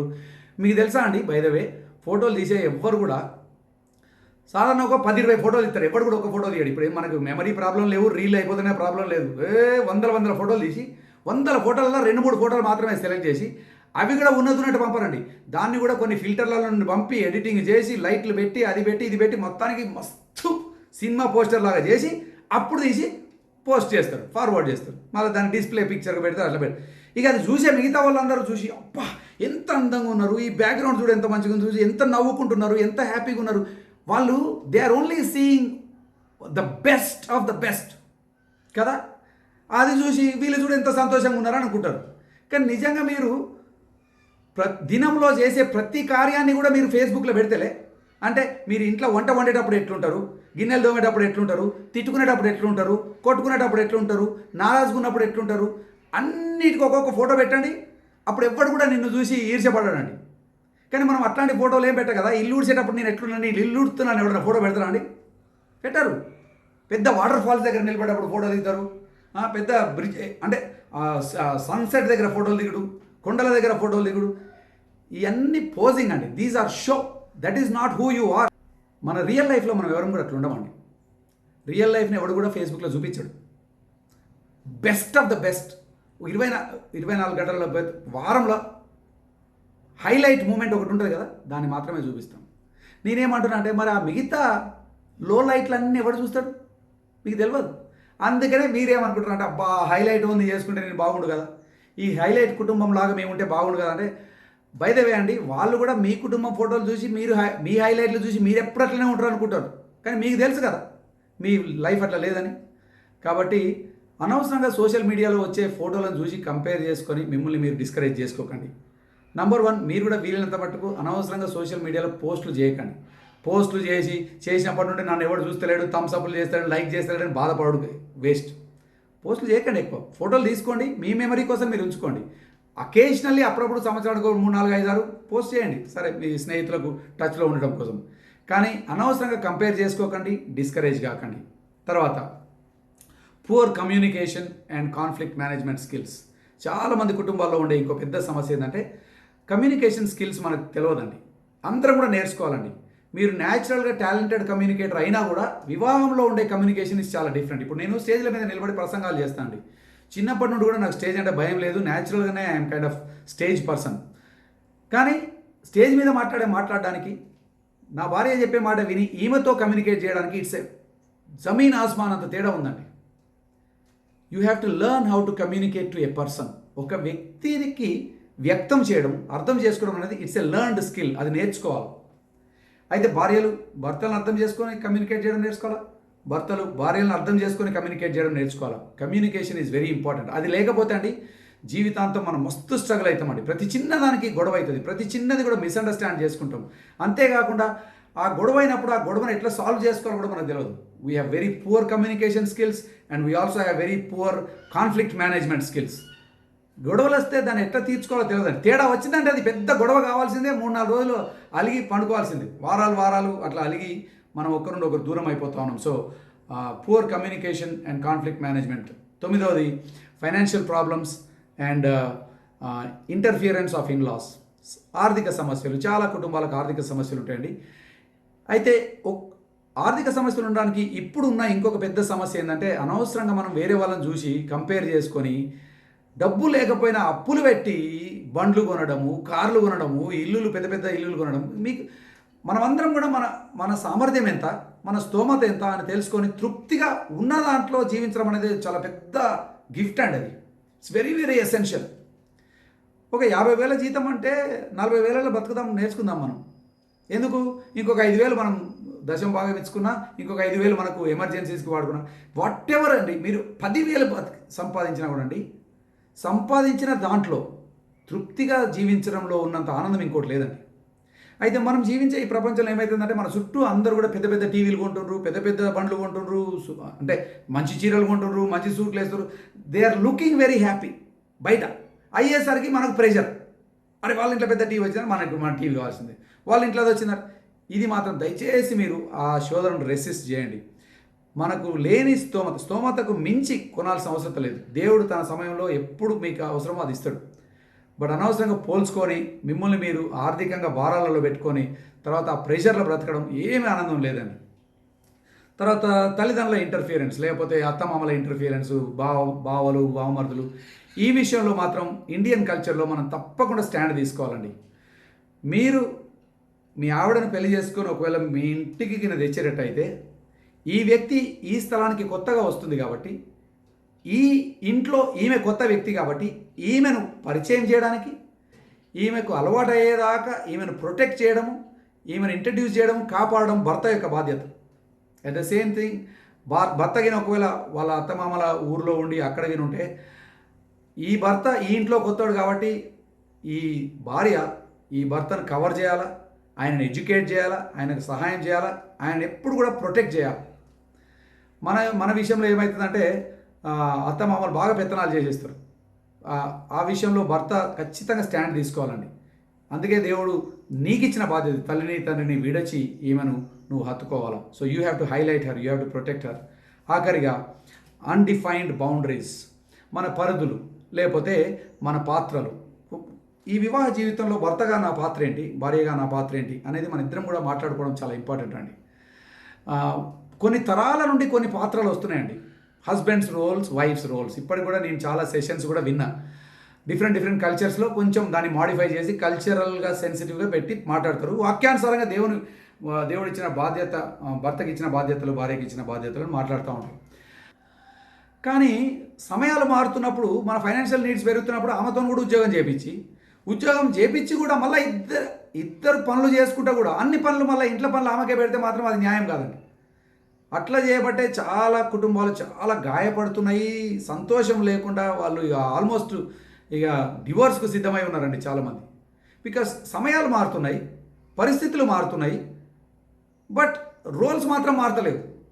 నేనేమంటున్నానంటే వాక్యానుసారంగా దేవుడు మన ఇద్దరిని కుటుంబంగా జతపరిచినాడు. ఈ కుటుంబ బాధ్యత మన ఇద్దరికి ఇచ్చినాడు. దీంట్లో నా పాత్ర ఏంటిది, నీ పాత్ర ఏంటిది? ఒకవేళ నేనగిన ఒక్కనే ఉద్యోగం చేసేటట్టయితే నువ్వేం చేయొచ్చు, నువ్వు ఒక్కదానివే ఉద్యోగం చేస్తే నేనేం చేయాలి, ఇద్దరం ఉద్యోగం చేస్తే మనం ఏం చేయాలి? బట్ కలిసి మాట్లాడుకోవాలండి. సమాజాన్ని డిఫైన్ చేయనీయకండి. Don't let the culture define your role, let the word of God define your role.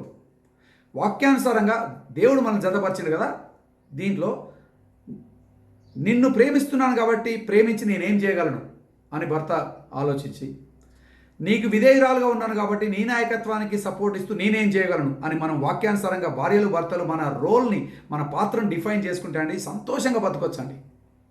కానీ సమాజం ఒక ఇన్ఫ్లుయెన్స్ మన మీదకి వచ్చి నేను బట్టలు ఉతుకుతానా, వంట వండుతానా, గిన్నెలు దోముతానా, అట్లాంటి మీరు కల్చర్ ఇన్ఫ్లుయెన్స్ పోతే మాత్రం మీరు అస్సలు సంతోషంగా ఉండలేరండి. ఏదైనా మాట్లాడుకొని పంచుకోండి, ఇద్దరు కలిసి పంచుకోండి. సంతోషంగా సంసారం చేయడం మనం చాలా ఇంపార్టెంట్ అండి. కొరింథీయులకు రాసిన మొదటి పత్రిక 7వ అధ్యాయము 3వ వచనంలో పౌలు గారు అంటాడు, మన బాధ్యతల గురించి జ్ఞాపకం చేస్తున్నాడు. 1 Corinthians chapter 7 verse 3, భర్త భార్యకును అలాగుననే భార్య భర్తకును వారి వారి ధర్మములు నడుపవలెను అంటాడండి. వారి వారి ధర్మములు అంటే డ్యూటీ, ఆప్షన్ కాదండి. వీలైతే చెయ్యమ్మా అని అనలే, వీలైతే చెయ్యయ్యా అని అనలే ఆయన. మన ఇద్దరికి కూడా దేవుడు శరీరం ఇచ్చిండు, మనసు ఇచ్చిండు, ఆత్మ ఇచ్చిండు. భార్యకు శరీరము మనసు ఆత్మ ఉంది, భర్తకు శరీరం మనసు ఆత్మ ఉంది. ఈ మూడిట్లో కూడా ఒకరి అవసరాలు ఒకరు తీర్చుకోవడం దేవుడు మనకి ఇచ్చినటువంటి బాధ్యత. సో భర్తగా నా భార్య యొక్క శారీరక అవసరతలు, నా భార్య యొక్క మానసిక అవసరతలు, నా భార్య యొక్క ఆత్మీయ అవసరతలు తీర్చడం దేవుడు నాకు ఇచ్చాడు. అందుకే నన్ను ఆత్మీయ నాయకుడిగా చేసిండు ఈ కుటుంబానికి. భార్యగా నీకు కూడా నీ భర్త యొక్క శారీరక అవసరతలు, నీ భర్త యొక్క మానసిక అవసరతలు, నీ భర్త యొక్క ఆత్మీయ అవసరతలు తీర్చడం దేవుడు నీకు ఇచ్చిన బాధ్యత. ఆప్షన్ కాదు, వీలైతే చేయాలే. ఆయన నిన్ను ప్రేమిస్తే నువ్వు ఈ చేయాలి అనలే, ఆమె నీకు విధేయత చూపిస్తే ఈ చేయమలే, ఆప్షన్ లేదండి. ఆయన ఏమన్నాడు, భర్త భార్యకును అలాగనే భార్య భర్తకును వారి వారి ధర్మములను నడుపవలెను. These are God given responsibilities. ఏంటి కొన్ని విషయాలు చెప్తాండి భార్యలకు. అగైన్ దీని గురించి మనం ఒక కంప్లీట్ సెషన్ చేసుకోవచ్చు, కానీ నేను చాలా బ్రీఫ్గా భార్యలకు ఇచ్చినటువంటి 3 ప్రాముఖ్యమైన వాక్యానుసారమైనటువంటి బాధ్యతలు, God given responsibilities in the word of God. Number 1, ఆదికాండం 2వ అధ్యాయంలో మనం చూస్తాం, సాటి అయిన సహాయంగా ఉండడం. సాటి అయిన సహాయం, suitable companion, suitable partner or helper అని చూసినాం కదా. అమ్మ, దేవుడు నీకు ఇచ్చిన బాధ్యత ఏంటి తెలుసా? రేపు దేవుడు నిన్ను లెక్కడిగేటప్పుడు నిన్ను ఈయనకిచ్చి పెళ్లి చేసిన కదమ్మా, నువ్వు ఆయనకు సాటి అయిన సహాయంగా ఉన్నవా? ఆయన నాయకత్వం ఫ్లరిష్ అయ్యేటట్టు, ఆయన నాయకత్వం సక్సెస్ఫుల్ అయ్యేటట్టు నువ్వు సపోర్ట్ చేసినవా? ఎఫెసీయులకు రాసిన పత్రిక 5వ అధ్యాయంలో 22వ వచనంలో విధేయత చూపించండి. దేవుడు మిమ్మల్ని లెక్కడిగినప్పుడు విధేయత చూపించినవా లేదా అన్నదానికే లెక్కడుతాడండి. మంచి నాయకత్వం ఇచ్చినవా లేదా అని నిన్ను అడగడు, నాయకత్వం ఇచ్చిన లేదా అని ఆయన అడుగుతాడు. విధేయత చూపించినవా లేదా అన్నది నీకు అడుగుతాడు. కాబట్టి మీరు సలహాలు ఇచ్చే కాడ సలహాలు ఇవ్వండి, చెప్పే కాడ చెప్పండి, కానీ అల్టిమేట్గా విధేయత చూపించే విషయంలో మీరు కాంప్రమైజ్ కాకుండా దేవునికి అప్పచెప్పి విధేయత చూపించండి. బికాజ్ దేవుడు ఆయనకి ఇచ్చినటువంటి నాయకత్వం పొజిషన్కి మీరు విధేయత చూపిస్తున్నారు. ఆయన గొప్పోడని కాదు, ఆ బాధ్యత ఇచ్చినవాడు దేవుడు ఆయన నా పొజిషన్లో కూర్చోబెట్టాడు. Because you love God, because you respect God, you submit to your husband. ఈయన మంచోడు కాకపోవచ్చు, ఈయన భక్తుడు కాకపోవచ్చు, బైబిల్ చదవకపోవచ్చు, లేకపోతే నువ్వు అనుకున్న స్టాండర్డ్ ఏమి లేకపోవచ్చు, అయినా కూడా దేవుడు ఆయనను అక్కడ కూర్చోబెట్టాడు కాబట్టి దేవుని పట్ల ఉన్నటువంటి ప్రేమ భయంతో యూ హ్యావ్ టు సబ్మిట్. 3వది రెస్పెక్ట్, గౌరవించండి. ఎఫెసీయులకు రాసిన పత్రిక 5వ అధ్యాయం 33వ వచనంలో గౌరవించండి. తెలుగులో మీరు చూస్తే 22వ వచనంలోనేమో లోబడి ఉండుడి అని ఉన్నది, 33వ వచనంలో భయము కలిగి ఉండుడి అని ఉంటుందండి. యాక్చువల్గా భయము కలిగి ఉండుడి అనేది సరి అయిన తర్జుమా కాదు. ఇంగ్లీష్లో మీరు చదివితే రెస్పెక్ట్ అని ఉంటుంది. దేవుడు ఏమంటున్నాడంటే, అమ్మ మీ భర్తను నువ్వు గౌరవించు అంటు. ఇది నీకు ఇచ్చినటువంటి డ్యూటీ, బాధ్యత. సాటి అయిన సహాయం ఉండు, లోబడి ఉండు, గౌరవించు. భర్తలకు దేవుడిచ్చినటువంటి బాధ్యతలు చూద్దామండి. అగైన్ నేను బ్రీఫ్గా క్విక్గా చెప్తున్నాను. భర్తలకు దేవుడిచ్చిన బాధ్యతలు ఎఫెసీయుల రాసిన పత్రిక 5వ అధ్యాయంలో 22 నుండి కొన్ని వచనాలను చూస్తాను. భర్తలకు ఇచ్చినటువంటి బాధ్యతల్లో మనం చూస్తే 25వ వచనం దగ్గర స్టార్టింగ్లో ఏమంటారంటే, పురుషులారా మీరును మీ భార్యలను ప్రేమించుడి అంటారు. అంతే, ఫుల్ స్టాప్. భార్యలను ప్రేమించుడి, లవ్ యువర్ వైఫ్స్. వాళ్ళు ప్రేమించగలిగేటట్టు ఉంటే ప్రేమించుడి అని అనలే. వాళ్ళు మీ మాట వింటే ప్రేమించుడి అని అనలే. వాళ్ళు మిమ్మల్ని సపోర్ట్ చేస్తే మీరు ప్రేమించడి అనలే. ఏం కండిషన్స్ లేవండి. Husbands, love your wives. షరతులు లేకుండా ప్రేమించాలంతే. ఇట్లా చేస్తే ప్రేమించు, అట్లా చేస్తే ప్రేమించు, మాట వింటే ప్రేమించు, సంపాదిస్తే ప్రేమించు, ఏం లేవు, ప్రేమించు. కొలస్సీలకు రాసిన పత్రిక 3వ అధ్యాయము 19వ వచనంలో, భర్తలారా మీ భార్యలను ప్రేమించుడి, వారిని నిష్ఠూర పెట్టకుడి అని ఉంటాడండి. ఇంకొక మాట కలిపిండు, వారిని నిష్ఠూర పెట్టకండి. ప్రేమించండి, నిష్ఠూర పెట్టకండి. ఇంగ్లీష్లో ఏమంటే, husbands love your wives and do not be harsh with them. కఠినంగా ఉండకండి, టఫ్గా ఉండకండి, రఫ్గా ఉండకండి. రఫ్గా అంటే మరీ గాయపరిచేటట్టు మాటలు మాట్లాడుకుంటా, పొడుచుకుంటా మాటలు మాట్లాడుకుంటా రఫ్గా ఉండకండి. వాళ్ళతోనే సున్నితంగా ఉండండి, డెలికేట్గా ఉండండి. అక్కడ అంటాడు కదా, నిష్ఠూర పెట్టకండి. వాళ్ళ మనసు విరగగొట్టకండి, వాళ్ళ మనసు గాయం చేయకండి, నిష్ఠూర పెట్టకండి. Do not be harsh with them అంటే డెలికేట్గా ఉండండి అని అంటాడు. సో మొట్టమొదట భర్తలకు ఇచ్చిన బాధ్యత, మీ భార్యలను ప్రేమించండి, సున్నితంగా ఉండండి, నిష్ఠూర పెట్టకండి, హృదయం విరగొట్టకండి, ప్రేమించండి, లవ్ దెమ్. ఎట్లున్నా ప్రేమించండి. రెండవది 26, 27 వచనాల్లో మనం చూస్తే, 26 వచనం అంటే, అది కలంకమైనను ముడత అయినను అట్టిది మరి ఏది అయినను లేకుండా పరిశుద్ధమైనదిగా ఉండటకు మిమ్మల్ని మీరు అప్పగించుకోవాలని ఉంటుందండి. యేసు ప్రభు తన్ను తాను అప్పగించుకున్నాడట. He gave everything. ఎందుకు? కలంకమైనను ముడత అయినను అట్టిది ఏమైనను లేకుండా అంటాడు. నిజంగా అండి, చాలామంది కుటుంబాల్లో భర్తల సక్సెస్ కోసం భార్యలు సాక్రిఫైస్ చేసింది నేను చాలా చూసిన. కానీ వాక్యంలో ఏమంటుందంటే, భార్యల సక్సెస్ కోసం భర్త సాక్రిఫైస్ చేసినట్టు. అండ్ దాన్ని ఎట్లా పోలుస్తారో తెలుసా? సంఘము క్రీస్తు ప్రేమించిన విధంగా సంఘముకు ముడతైనను కలంకమైన లేకుండా ఉండడానికి క్రీస్తు ఏం చేసిండో, అట్లా భర్తలారా మీ భార్యలలో నుండి శ్రేష్టమైనది తీసుకురావడానికి త్యాగాలు చేయాలి. కొన్ని విడిచిపెట్టుకోవాలి, కొన్ని సుఖాలు కాదనుకోవాలి. But bring out the best in them. This is very difficult అండి ప్రాక్టికల్గా, but this is God given responsibility. Number 1, love them. Number 2, bring out the best in them. వాళ్ళలో నుండి ఆమె నీతో ఉన్నందుకు ఆమెలో ఉన్న ప్రతి శ్రేష్టమైన లక్షణం బయటికి రాగలగాలట. Because she is with you, you are helping, you are sacrificially bringing out the best in her. ఆనెస్ట్గా చెప్పాలంటండి, మనం ఎట్లాంటి జీవితంలో జీవిస్తున్నామంటే, ఎట్లాంటి పాపం జీవితంలో జీవిస్తున్నాం, మనతో ఉన్నందుకు ద వర్స్ట్ నేచర్ వస్తుందండి. భార్యాభర్తలు అంటే బయటంతా మంచోళ్ళు అయినా కూడా ఈ సంబంధంకి వచ్చేసరికి మాత్రం we bring out the worst in each other. దేవుడు అంటుండు, నా వాక్య ప్రకారం మీరు జీవిస్తే you will be able to bring out the best in each other. That is God's, అంటే దేవుడు మనకి ఇచ్చే బాధ్యత. మూడోది 29వ వచనం ఉంటుందండి, ప్రతివాడును దానిని పోషించి సంరక్షించుకొను అంటాడు. శరీరం గురించి మాట్లాడుతూ, భార్యాభర్తల గురించి మాట్లాడుతూ 2 మాటలు వాడతాడండి, పోషించి సంరక్షించుకొను. 29వ వచనం మన మూడో బాధ్యత ఉన్నది. No one hates his own body but nourishes and cherishes it అని ఉంటుంది. Nourishes and cherishes it. Nourish అంటే శారీరకంగా వారుకున్న ప్రతి అవసరాన్ని తీర్చడం, అంతేకాకుండా శరీరం ఒకటే కాదు, వాళ్ళకు మనసు, ఆత్మలు ఉన్నాయి కాబట్టి ఆ అవసరాలు కూడా తీర్చడం చాలా ఇంపార్టెంట్ అండి. అయితే మనకు భారత సాంప్రదాయంలో ఉన్నటువంటి ఒక మాట, ఖానా కపడా ఔర్ మకాన్ అంటే తినడానికి తిండి, వేసుకోవడానికి బట్ట, ఉండడానికి ఇల్లు ఉంటే బేసికల్గా నీ బాధ్యత నువ్వు తీర్చినవని. అది చాలా చాలా బేసిక్ నీడ్ అండి. తప్పకుండా అవి తీర్చాలండి. ఏ భర్త అయినా భార్యకు అంటే ఆహారము, బట్ట, ఉండడానికి ఇల్లు, ఇట్లాంటి బేసిక్ నీడ్స్ ప్రొవైడ్ చేయడం దేవుడు మనకి ఇచ్చిన గొప్ప భాగ్యము, బాధ్యత. ఇవాళ రేపట్లా ఇద్దరు ఉద్యోగాలు చేసే వాళ్ళు చాలామంది ఉన్నారండి. అయితే ఒక సాడ్ థింగ్ ఏంటంటే, నేను గమనించిన కొన్ని కుటుంబాల్లో కొంతమంది పురుషులు ఇక వాళ్ళ ఆవిడ ఎట్లాగో మంచిగా సంపాదిస్తుందని వీళ్ళ బాధ్యత వీళ్ళు వహించకుండా, అంటే వీళ్ళు ప్రొవైడర్స్గా లేరు, ప్రొటెక్టర్స్గా లేరు. నేనేం చెప్తున్నా అంటే అండి, వాళ్ళు మీకంటే ఎక్కువ సంపాదించినా కూడా ఈ బాధ్యత దేవుడు మీకు ఇచ్చారు అని మాత్రం ఎప్పుడు మర్చిపోకండి. ఇప్పుడు నీకు 10,000 జీతం రావచ్చు, ఆమెకు 50,000 జీతం రావచ్చు, కానీ ప్రొవైడింగ్ అండ్ ప్రొటెక్టింగ్ దేవుడు నీకు ఇచ్చిన బాధ్యత. ఆమె నీకంటే సంపాదించినా కూడా ఆమె సంపాదించలేని దినం గిన వస్తే మాత్రం నన్ను ప్రొవైడ్ అంటే నన్ను పోషించగలడు, నన్ను చూసుకోగలడు అనే ధీమా ఆమెకు చాలా అవసరం. ఇది దేవుడు మనకి ఇచ్చినటువంటి బాధ్యత, టు ప్రొవైడ్. 29వ వచనంలో ఉన్న ఈ పదానికి అర్థం ఏంటో ఇప్పుడు మీకు వివరిస్తానండి. Cherish is to celebrate or highlight something or someone. Cherish is to celebrate or highlight something or someone. అంటే మీరు ఒక ఆట ఆడితే అండి, మీరు ఒక స్పోర్ట్స్ మ్యాన్ అనుకోండి, మీరు యూనివర్సిటీలో ఒక ఛాంపియన్షిప్ గెలిచారు అనుకోండి, గెలిస్తే మీకు ఒక పెద్ద ట్రోఫీ ఇస్తారు, పెద్ద కప్ ఇస్తారు, లేకపోతే గోల్డ్ మెడల్ ఇస్తారు. ఈ మెడల్ మనం ఎట్లా దాచుకుంటామండి? మెడల్ తీసుకుపోయి ఎక్కడో అద్దం కేసులో పెడతారు. ఇక్కడ ట్రోఫీ ఉందనుకోండి, కప్ ఉందనుకోండి, మీరు యూనివర్సిటీ కప్ గెలిస్తే ఈ కప్పును తీసుకుపోయి అన్ని గిన్నెలలో కిచెన్లో పడేయరండి ఎవడు కూడా. ఈ కప్పును చాలా ప్రత్యేకంగా పెడతారు, ఎందుకంటే ఇది నీ జీవితంలో ఒక గొప్ప అకంప్లిష్మెంట్. ఇది నీ జీవితంలో హైలైట్ ఏంటంటే, నీకు ఒక పిహెచ్డి సర్టిఫికేట్ ఇచ్చాను అనుకోండి, పిహెచ్డి డిగ్రీ ఇస్తే ఆ డిగ్రీని ఫ్రేమ్ కట్టుకొని నువ్వు గోడ మీద పెట్టుకుంటావు. ఎందుకు? It's an accomplishment.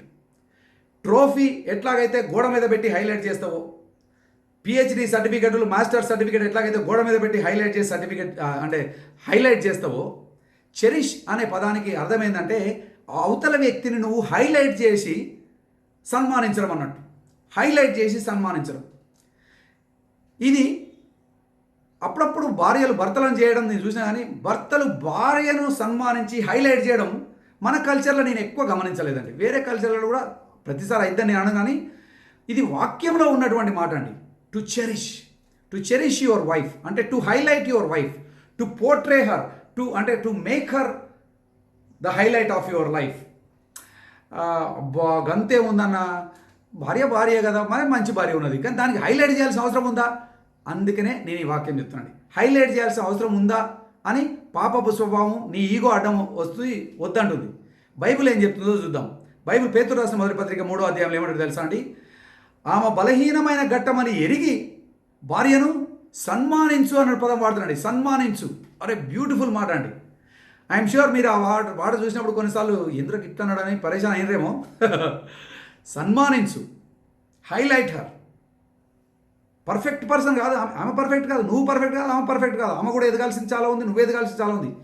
కానీ నువ్వు ఆమెను చెరిష్ చేస్తున్నావు, ఆమెను హైలైట్ చేస్తున్నావు. Again I'm not saying it is easy, I'm not even saying అది కొంచెం కష్టమని అనలేదు. ఇట్స్ ఆల్మోస్ట్ ఇంపాసిబుల్ అండి. మన సొంత శక్తితో చేయడం అసాధ్యం. ఓన్లీ పరిశుద్ధాత్మ దేవుడు మాత్రమే మనకు ఆ సహాయం చేయగలడు.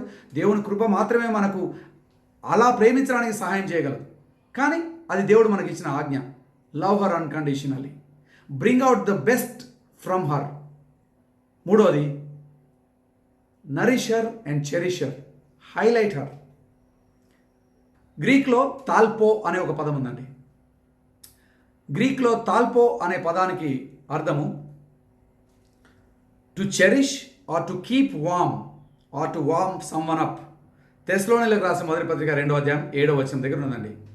1 Thessalonians 2:7లో ఏమున్నదంటే, స్తన్యమిచ్చు తల్లి తన సొంత బిడ్డను గారవించున్నట్లుగా అనుంటుందండి.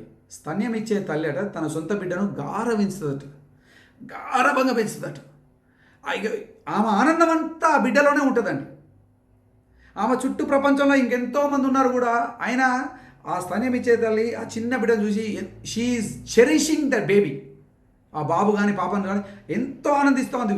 ఇప్పుడు ఆ బేబీ నెలల బేబే కావచ్చు, ఓ 9 నెలలో 10 నెలలో, ఆ బేబీని ఎంత సమయం ఇచ్చి ఎంత స్మార్ట్గా తయారు చేస్తారంటే వీళ్ళు. సాధారణంగా వీళ్ళకి తయారు కావడానికి వీళ్ళకే టైం పట్టుంది.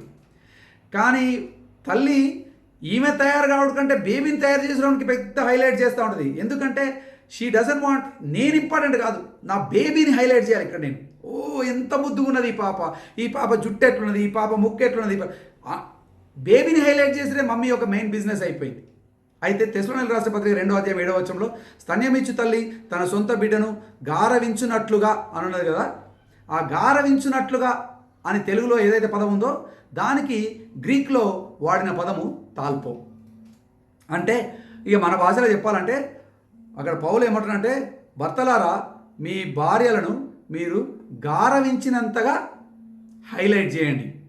ఇక్కడ మెన్ సాధారణంగా గౌరవాన్ని కోరుకుంటారండి. పురుషులు ఎవరైనా కూడా ఎక్కడైతే వాళ్ళు గౌరవించబడుతున్నారో అక్కడికి పోవాలని ఉంటుందండి. వాళ్ళకు ఎప్పుడు వాళ్ళ చుట్టే ఉండాలని ఉంటుంది. కాబట్టి నేను ఒక విషయం చెప్పాలనుకుంటున్నాను స్త్రీలందరికీ.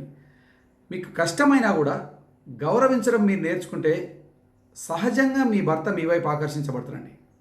ఆయనను చిన్న చూపు చూసే నువ్వేంది ఆ భర్త చూడట్లేదు నీ భర్త అట్లాంటి మాత్రం నీ దగ్గర రాడండి. ఎడబాస్తాడు, దూరం వెళ్ళిపోతాడు. Men are seeking respect. గౌరవిస్తే దగ్గరకు వస్తాడు, ఇక ఆకర్షించబడతాడు. Women seek love. స్త్రీలు సహజంగా ప్రేమను కోరుకుంటున్నారు. వాళ్ళను ప్రేమిస్తే అండి ఏమన్నా చేస్తారండి మీకోసం. అయితే భర్తలు మనం వాళ్ళని షరతులు లేకుండా ప్రేమించడం నేర్చుకోవాలా, భార్యలు వాళ్ళను గౌరవించడం నేర్చుకోవాలా. అప్పుడు సహజంగా మనం ఒకరి వైపు ఆకర్షించబడి మనం కలిసి దేవుని మహిమ కోసం జీవించడానికి అవకాశం ఉంటుంది. ఇక్కడ పురుషులకు ఒక చిన్న సమస్య ఉందండి. సమస్య ఏంటంటే బయట ప్రపంచంలో మేము సక్సెస్ఫుల్గా ఉండాలంటే మేము కొంచెం టఫ్గా ఉండాలి, కొంచెం రఫ్గా ఉండాలి. బయట ప్రపంచంలో సున్నితంగా ఉంటే పైకి రాడండి ఎవడు కూడా. కొంచెం రఫ్గా ఉండి కొంచెం అంటే టఫ్నెస్ ఉన్నోడు దునియాలో బయట కంపెనీలలో కానీ ఆర్గనైజేషన్లు కానీ ఎక్కడైనా పైకి వస్తూ ఉంటాడు. బయట ప్రపంచమేమో మా రఫ్నెస్ని అవాయిడ్ చేస్తుంది. కాబట్టి వీళ్ళు ఏం చేస్తారంటే బయట రఫ్గా ఉండి ఉండి ఉండి ఇంటికి వచ్చినాక ఇంట్లో కూడా రఫ్ ఉండడం అలవాటు అయిపోతాం. అందుకే స్త్రీలారా మీరు దయచేసి మీ పురుషులను అర్థం చేసుకోండి. వీళ్ళ బయట ప్రపంచంలో అంతా రఫ్నెస్కు వాళ్ళు సక్సెస్ చూస్తారు కాబట్టి అదే రఫ్నెస్ కొన్నిసార్లు ఇంటికి తెస్తారు. పురుషులకు నేను చెప్పేది ఏంటంటే అయ్యగారు మీరు బయట రఫ్నెస్ అండ్ టఫ్నెస్ అవసరం మీకు, కానీ ఇంట్లో టెండర్నెస్ చాలా అవసరం. బయట సక్సెస్కు టఫ్నెస్ అవసరం అయితే ఇంట్లో సక్సెస్కి టెండర్నెస్ అవసరం. బయట మీరు బలంగా గట్టిగా ఎప్పుడు ఏడవాడు అన్న కఠినంగా ఉంటాడు, అస్సలు అన్నకు బాధే లేదు బలంగా ఉంటాడు రా బయట. మీ సక్సెస్కి బలంగా ఉండాలా, గట్టిగా ఉండాలా, ధైర్యంగా ఉండాలా, బలహీనత లేనట్టు కనబడాలా, అది బయట ప్రపంచం. ఇంట్లోకి వచ్చినప్పుడు దయచేసి సున్నితంగా ఉండండి, మృదువుగా ఉండండి. Be sensitive and smooth. Rough and tough outside, smooth and sensitive inside. ఇది పురుషుల జీవితాన్ని రెండు విధాలు కూడా సక్సెస్ఫుల్గా చేస్తుంది. ఇది అంత ఈజీ బ్యాలెన్స్ కాదు. అందుకే స్త్రీలు మీరు కూడా అర్థం చేసుకోవాలి. వీళ్ళు ఎందుకు ఇంత అంటే మనసు లేనిలాగా ఉంటాడు, రాయిలాగా ఉంటాడు అంటే బయట ప్రపంచం మమ్మల్ని అట్లా చేసేస్తుంది కొన్నిసార్లు. నేను ప్రపంచాన్ని బ్లేమ్ చేస్తలేను. మేము ఆ బాధ్యత నేర్చుకోవాలి. ఇక్కడ సెన్సిటివ్గా ఉండి మరి ఇక్కడ ఉన్నట్టు సెన్సిటివ్గా బయట పోయి సెన్సిటివ్ ఉంటే వాడు మొత్తం వాడేసుకుంటాడు. అక్కడ మేము రఫ్గా టఫ్గా ఉండడం నేర్చుకోవాలా, ఇక్కడికి వచ్చి స్మూత్ అండ్ సెన్సిటివ్గా ఉండడం నేర్చుకోవాలా.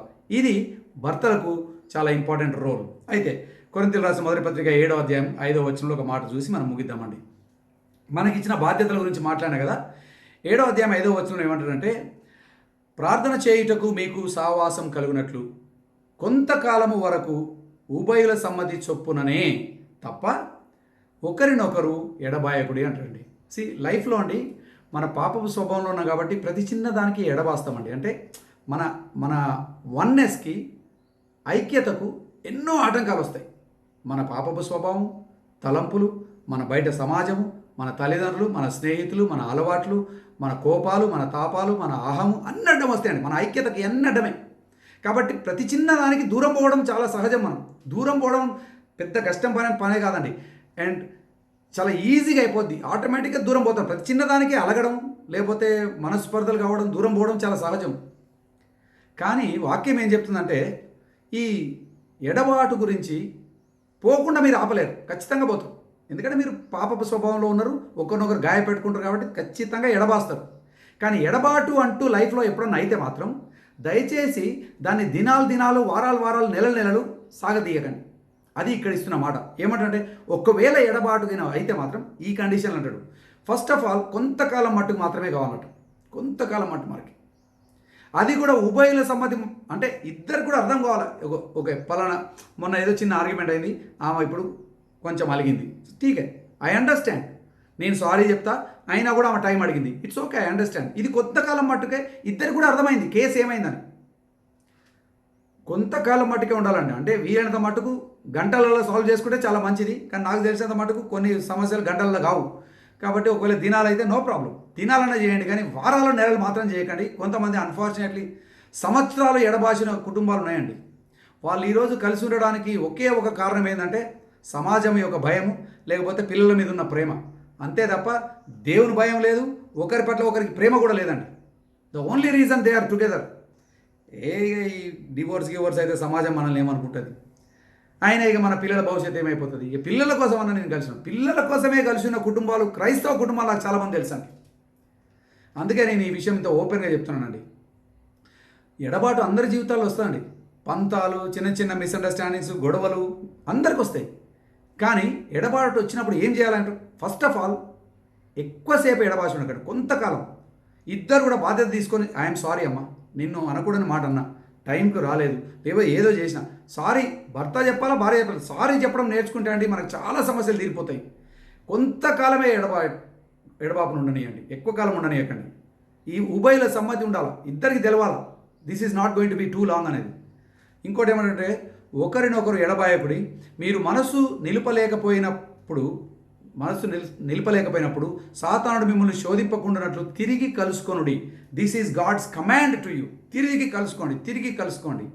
ఎందుకంటే మీరు కలుసుకోవడాన్ని మీరు డిలే చేస్తున్నా కొలది, అంటే కలవకుండా దూరం ఉంటున్నా కొలది, 3 విషయాలు మీరు జ్ఞాపకం పెట్టుకోవాలండి. ఫస్ట్ ఆఫ్ ఆల్, దేవుడు మిమ్మల్ని కలిసి ఉండి సంతోషంగా ఒకరినొకరు ఆనందిస్తూ ఆయనను మయపరచాలని కలిపాడు కదా.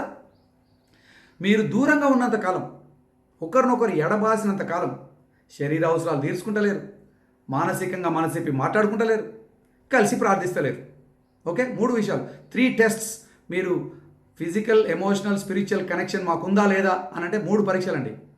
ఫిజికల్ కనెక్షన్ ఉందా లేదా అంటే శరీర అవసరాలు ఒకరు తీర్చుకుంటామా, ఆహారం పెట్టడమే కాదు, బట్టలు ఇవ్వడమే కాదు, ఈవెన్ శరీర అవసరాలు, సెక్షువల్ నీడ్స్ కూడా ఒకరు తీర్చుకుంటామా లేదా. ఫస్ట్ ఫిజికల్, ఎంత ఫ్రీక్వెంట్గా మనం శరీర అవసరాలు తీర్చుకుంటాం.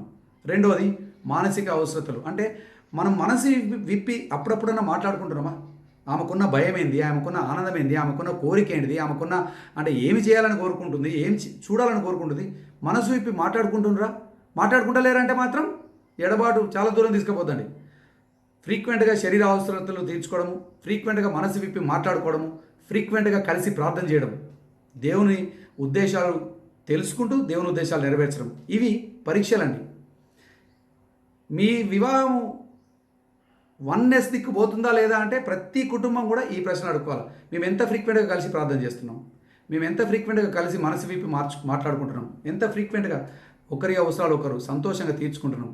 ఎందుకంటే మీరు ఈ చేయకపోతే అండి, అక్కడ వాక్యంలో ఉన్నది, మీరు సాతానునికి చోటిస్తున్నారట, సాతాను మిమ్మల్ని శోధిస్తారట.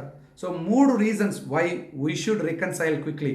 తొందరగా మనం డిస్కనెక్ట్ అవుతాం, తొందరగా రీకనెక్ట్ కావాలి. తిరిగి కలుసుకోండి. ఎందుకు? నంబర్ 1, తిరిగి కలుసుకోకపోతే అండి, we are living against God's plan. మీరు తిరిగి కలుసుకోవడం డిలే చేస్తున్నంటే దేవుని ఉద్దేశానికి వ్యతిరేకంగా మీరు జీవిస్తున్నారు. ఎడబాసి ఉన్నంతకాలం మీరు దేవుని ఉద్దేశానికి వ్యతిరేకంగా జీవిస్తున్నారు. Number 2, we are hurting each other and losing God given opportunity to enjoy each other. రెండో చాలా ప్రాముఖ్యమైన కారణం ఎందుకు మనం తొందరగా కలుసుకొని ప్రతి క్షణం, దూరం ఉన్న ప్రతి నిమిషము, ప్రతి గడియ, ప్రతి దినం కూడా ఒకరినొకరు గాయపరుచుకుంటున్నాము. సంతోషంగా కలిసి ఉండడానికి దేవుడిచ్చిన గొప్ప అవకాశాన్ని కోల్పోతున్నామండి. అట్లా కొన్ని వారాలు, నెలలు, సంవత్సరాలు కోల్పోయినండి కుటుంబాలు. హ్యాపీగా కలిసి ఎంజాయ్ చేసుకోవచ్చు, కానీ పంతాలు, కోపాలు అన్ని పోయినాయి. ఇప్పుడు ముసలోళ్ళు అవుతున్నా కొలది ఇంకా మొండోళ్ళు అవుతున్నాం మనం. కానీ సుఖమైతే లేదు, ఆనందమైతే లేదు. సంతోషించుటకు దేవుడు ఇచ్చిన అవకాశాలను కోల్పోకండి. Every day is a precious gift. కాబట్టి తొందరగా రికన్సైల్ కానీ, తొందరగా తిరిగి కలుసుకోండి, గాయపరచుకోవడం మానండి. 3వది, మనం దూరం ఉన్నంత మటుకు we are giving the enemy victory and a stronger grip on our marriage. మీరు ఎడబాసినంత కాలం మీరు సాతానునికి మీ కుటుంబంపై అధికారము, విజయం ఇస్తున్నారు. అట్లా ఇవ్వకుండా దేవునికి మహిమకరంగా, మనకు సంతోషకరంగా, మరి ఇతరులకు ఆశ్చర్యకరంగా ఉండాలంటే తిరిగి కలుసుకోవడం చాలా ఇంపార్టెంట్. దేవుడు మనకు ఆ సామర్థ్యం ఇస్తాడు. బాధ్యత తీసుకొని ఒకరికొకరు క్షమాపణ చెప్పుకొని తిరిగి కలుసుకొని కలిసి సంతోషంగా దేవునికి మహిమకరంగా జీవించడం నేర్చుకుందాం. ప్రార్థన చేసుకుందాం. ప్రేమగల తండ్రి, ఈ సాయంకాలం నీ వాక్యం ద్వారా మాతో మాట్లాడేందుకు వందనాలు చెల్లిస్తున్నాం. ఈ వాక్యం వింటున్న ప్రతి కుటుంబాన్ని కూడా నీ పాసన తెస్తున్నాం. నాకు బహుమానంగా ఇచ్చిన భార్యను బట్టి, బహుమానంగా ఇచ్చిన భర్తను బట్టి నీకు వందనాలు చెల్లిస్తున్నాం. మేమెవ్వరం కూడా పర్ఫెక్ట్ కాదు, అయినా కూడా నీ ప్రేమలో ఎదుగుతూ మీరు మాకు ఇచ్చిన గిఫ్ట్గా అంగీకరించి ప్రభా, మరి నీవు ఇచ్చినటువంటి బాధ్యతలు మేము నెరవేరుస్తూ నీకు మహిమకరంగా, ఇతరులకు ఆశ్చర్యకరంగా, ఒకరినొకరు ఎంజాయ్ చేస్తూ సంతోషంగా ముందుకెళ్ళడానికి సహాయం చేయండి. ఇక్కడున్న ఏ కుటుంబం కూడా సాతానునికి విజయం ఇవ్వకుండా, వాళ్ళ కుటుంబంపై సాతానునికి శక్తి ఇవ్వకుండా, సంపూర్ణంగా నీవు కోరుకున్న విధంగా జీవించడానికి, నీకు మహిమ తీసుకురావడానికి, క్రైస్తవ కుటుంబంగా మేము జీవించడానికి సహాయం చేయమని, ఇక్కడున్న ప్రతి కుటుంబాన్ని మీరు ఆశీర్వదించి మా జీవితాల ద్వారా ప్రభా నీ వెలుగును మేము ప్రకాశించడానికి కృప చూపించమని యేసు నామములో ఈ ప్రార్థన అడిగి వేడుకొంచున్నాం తండ్రి. ఆమేన్.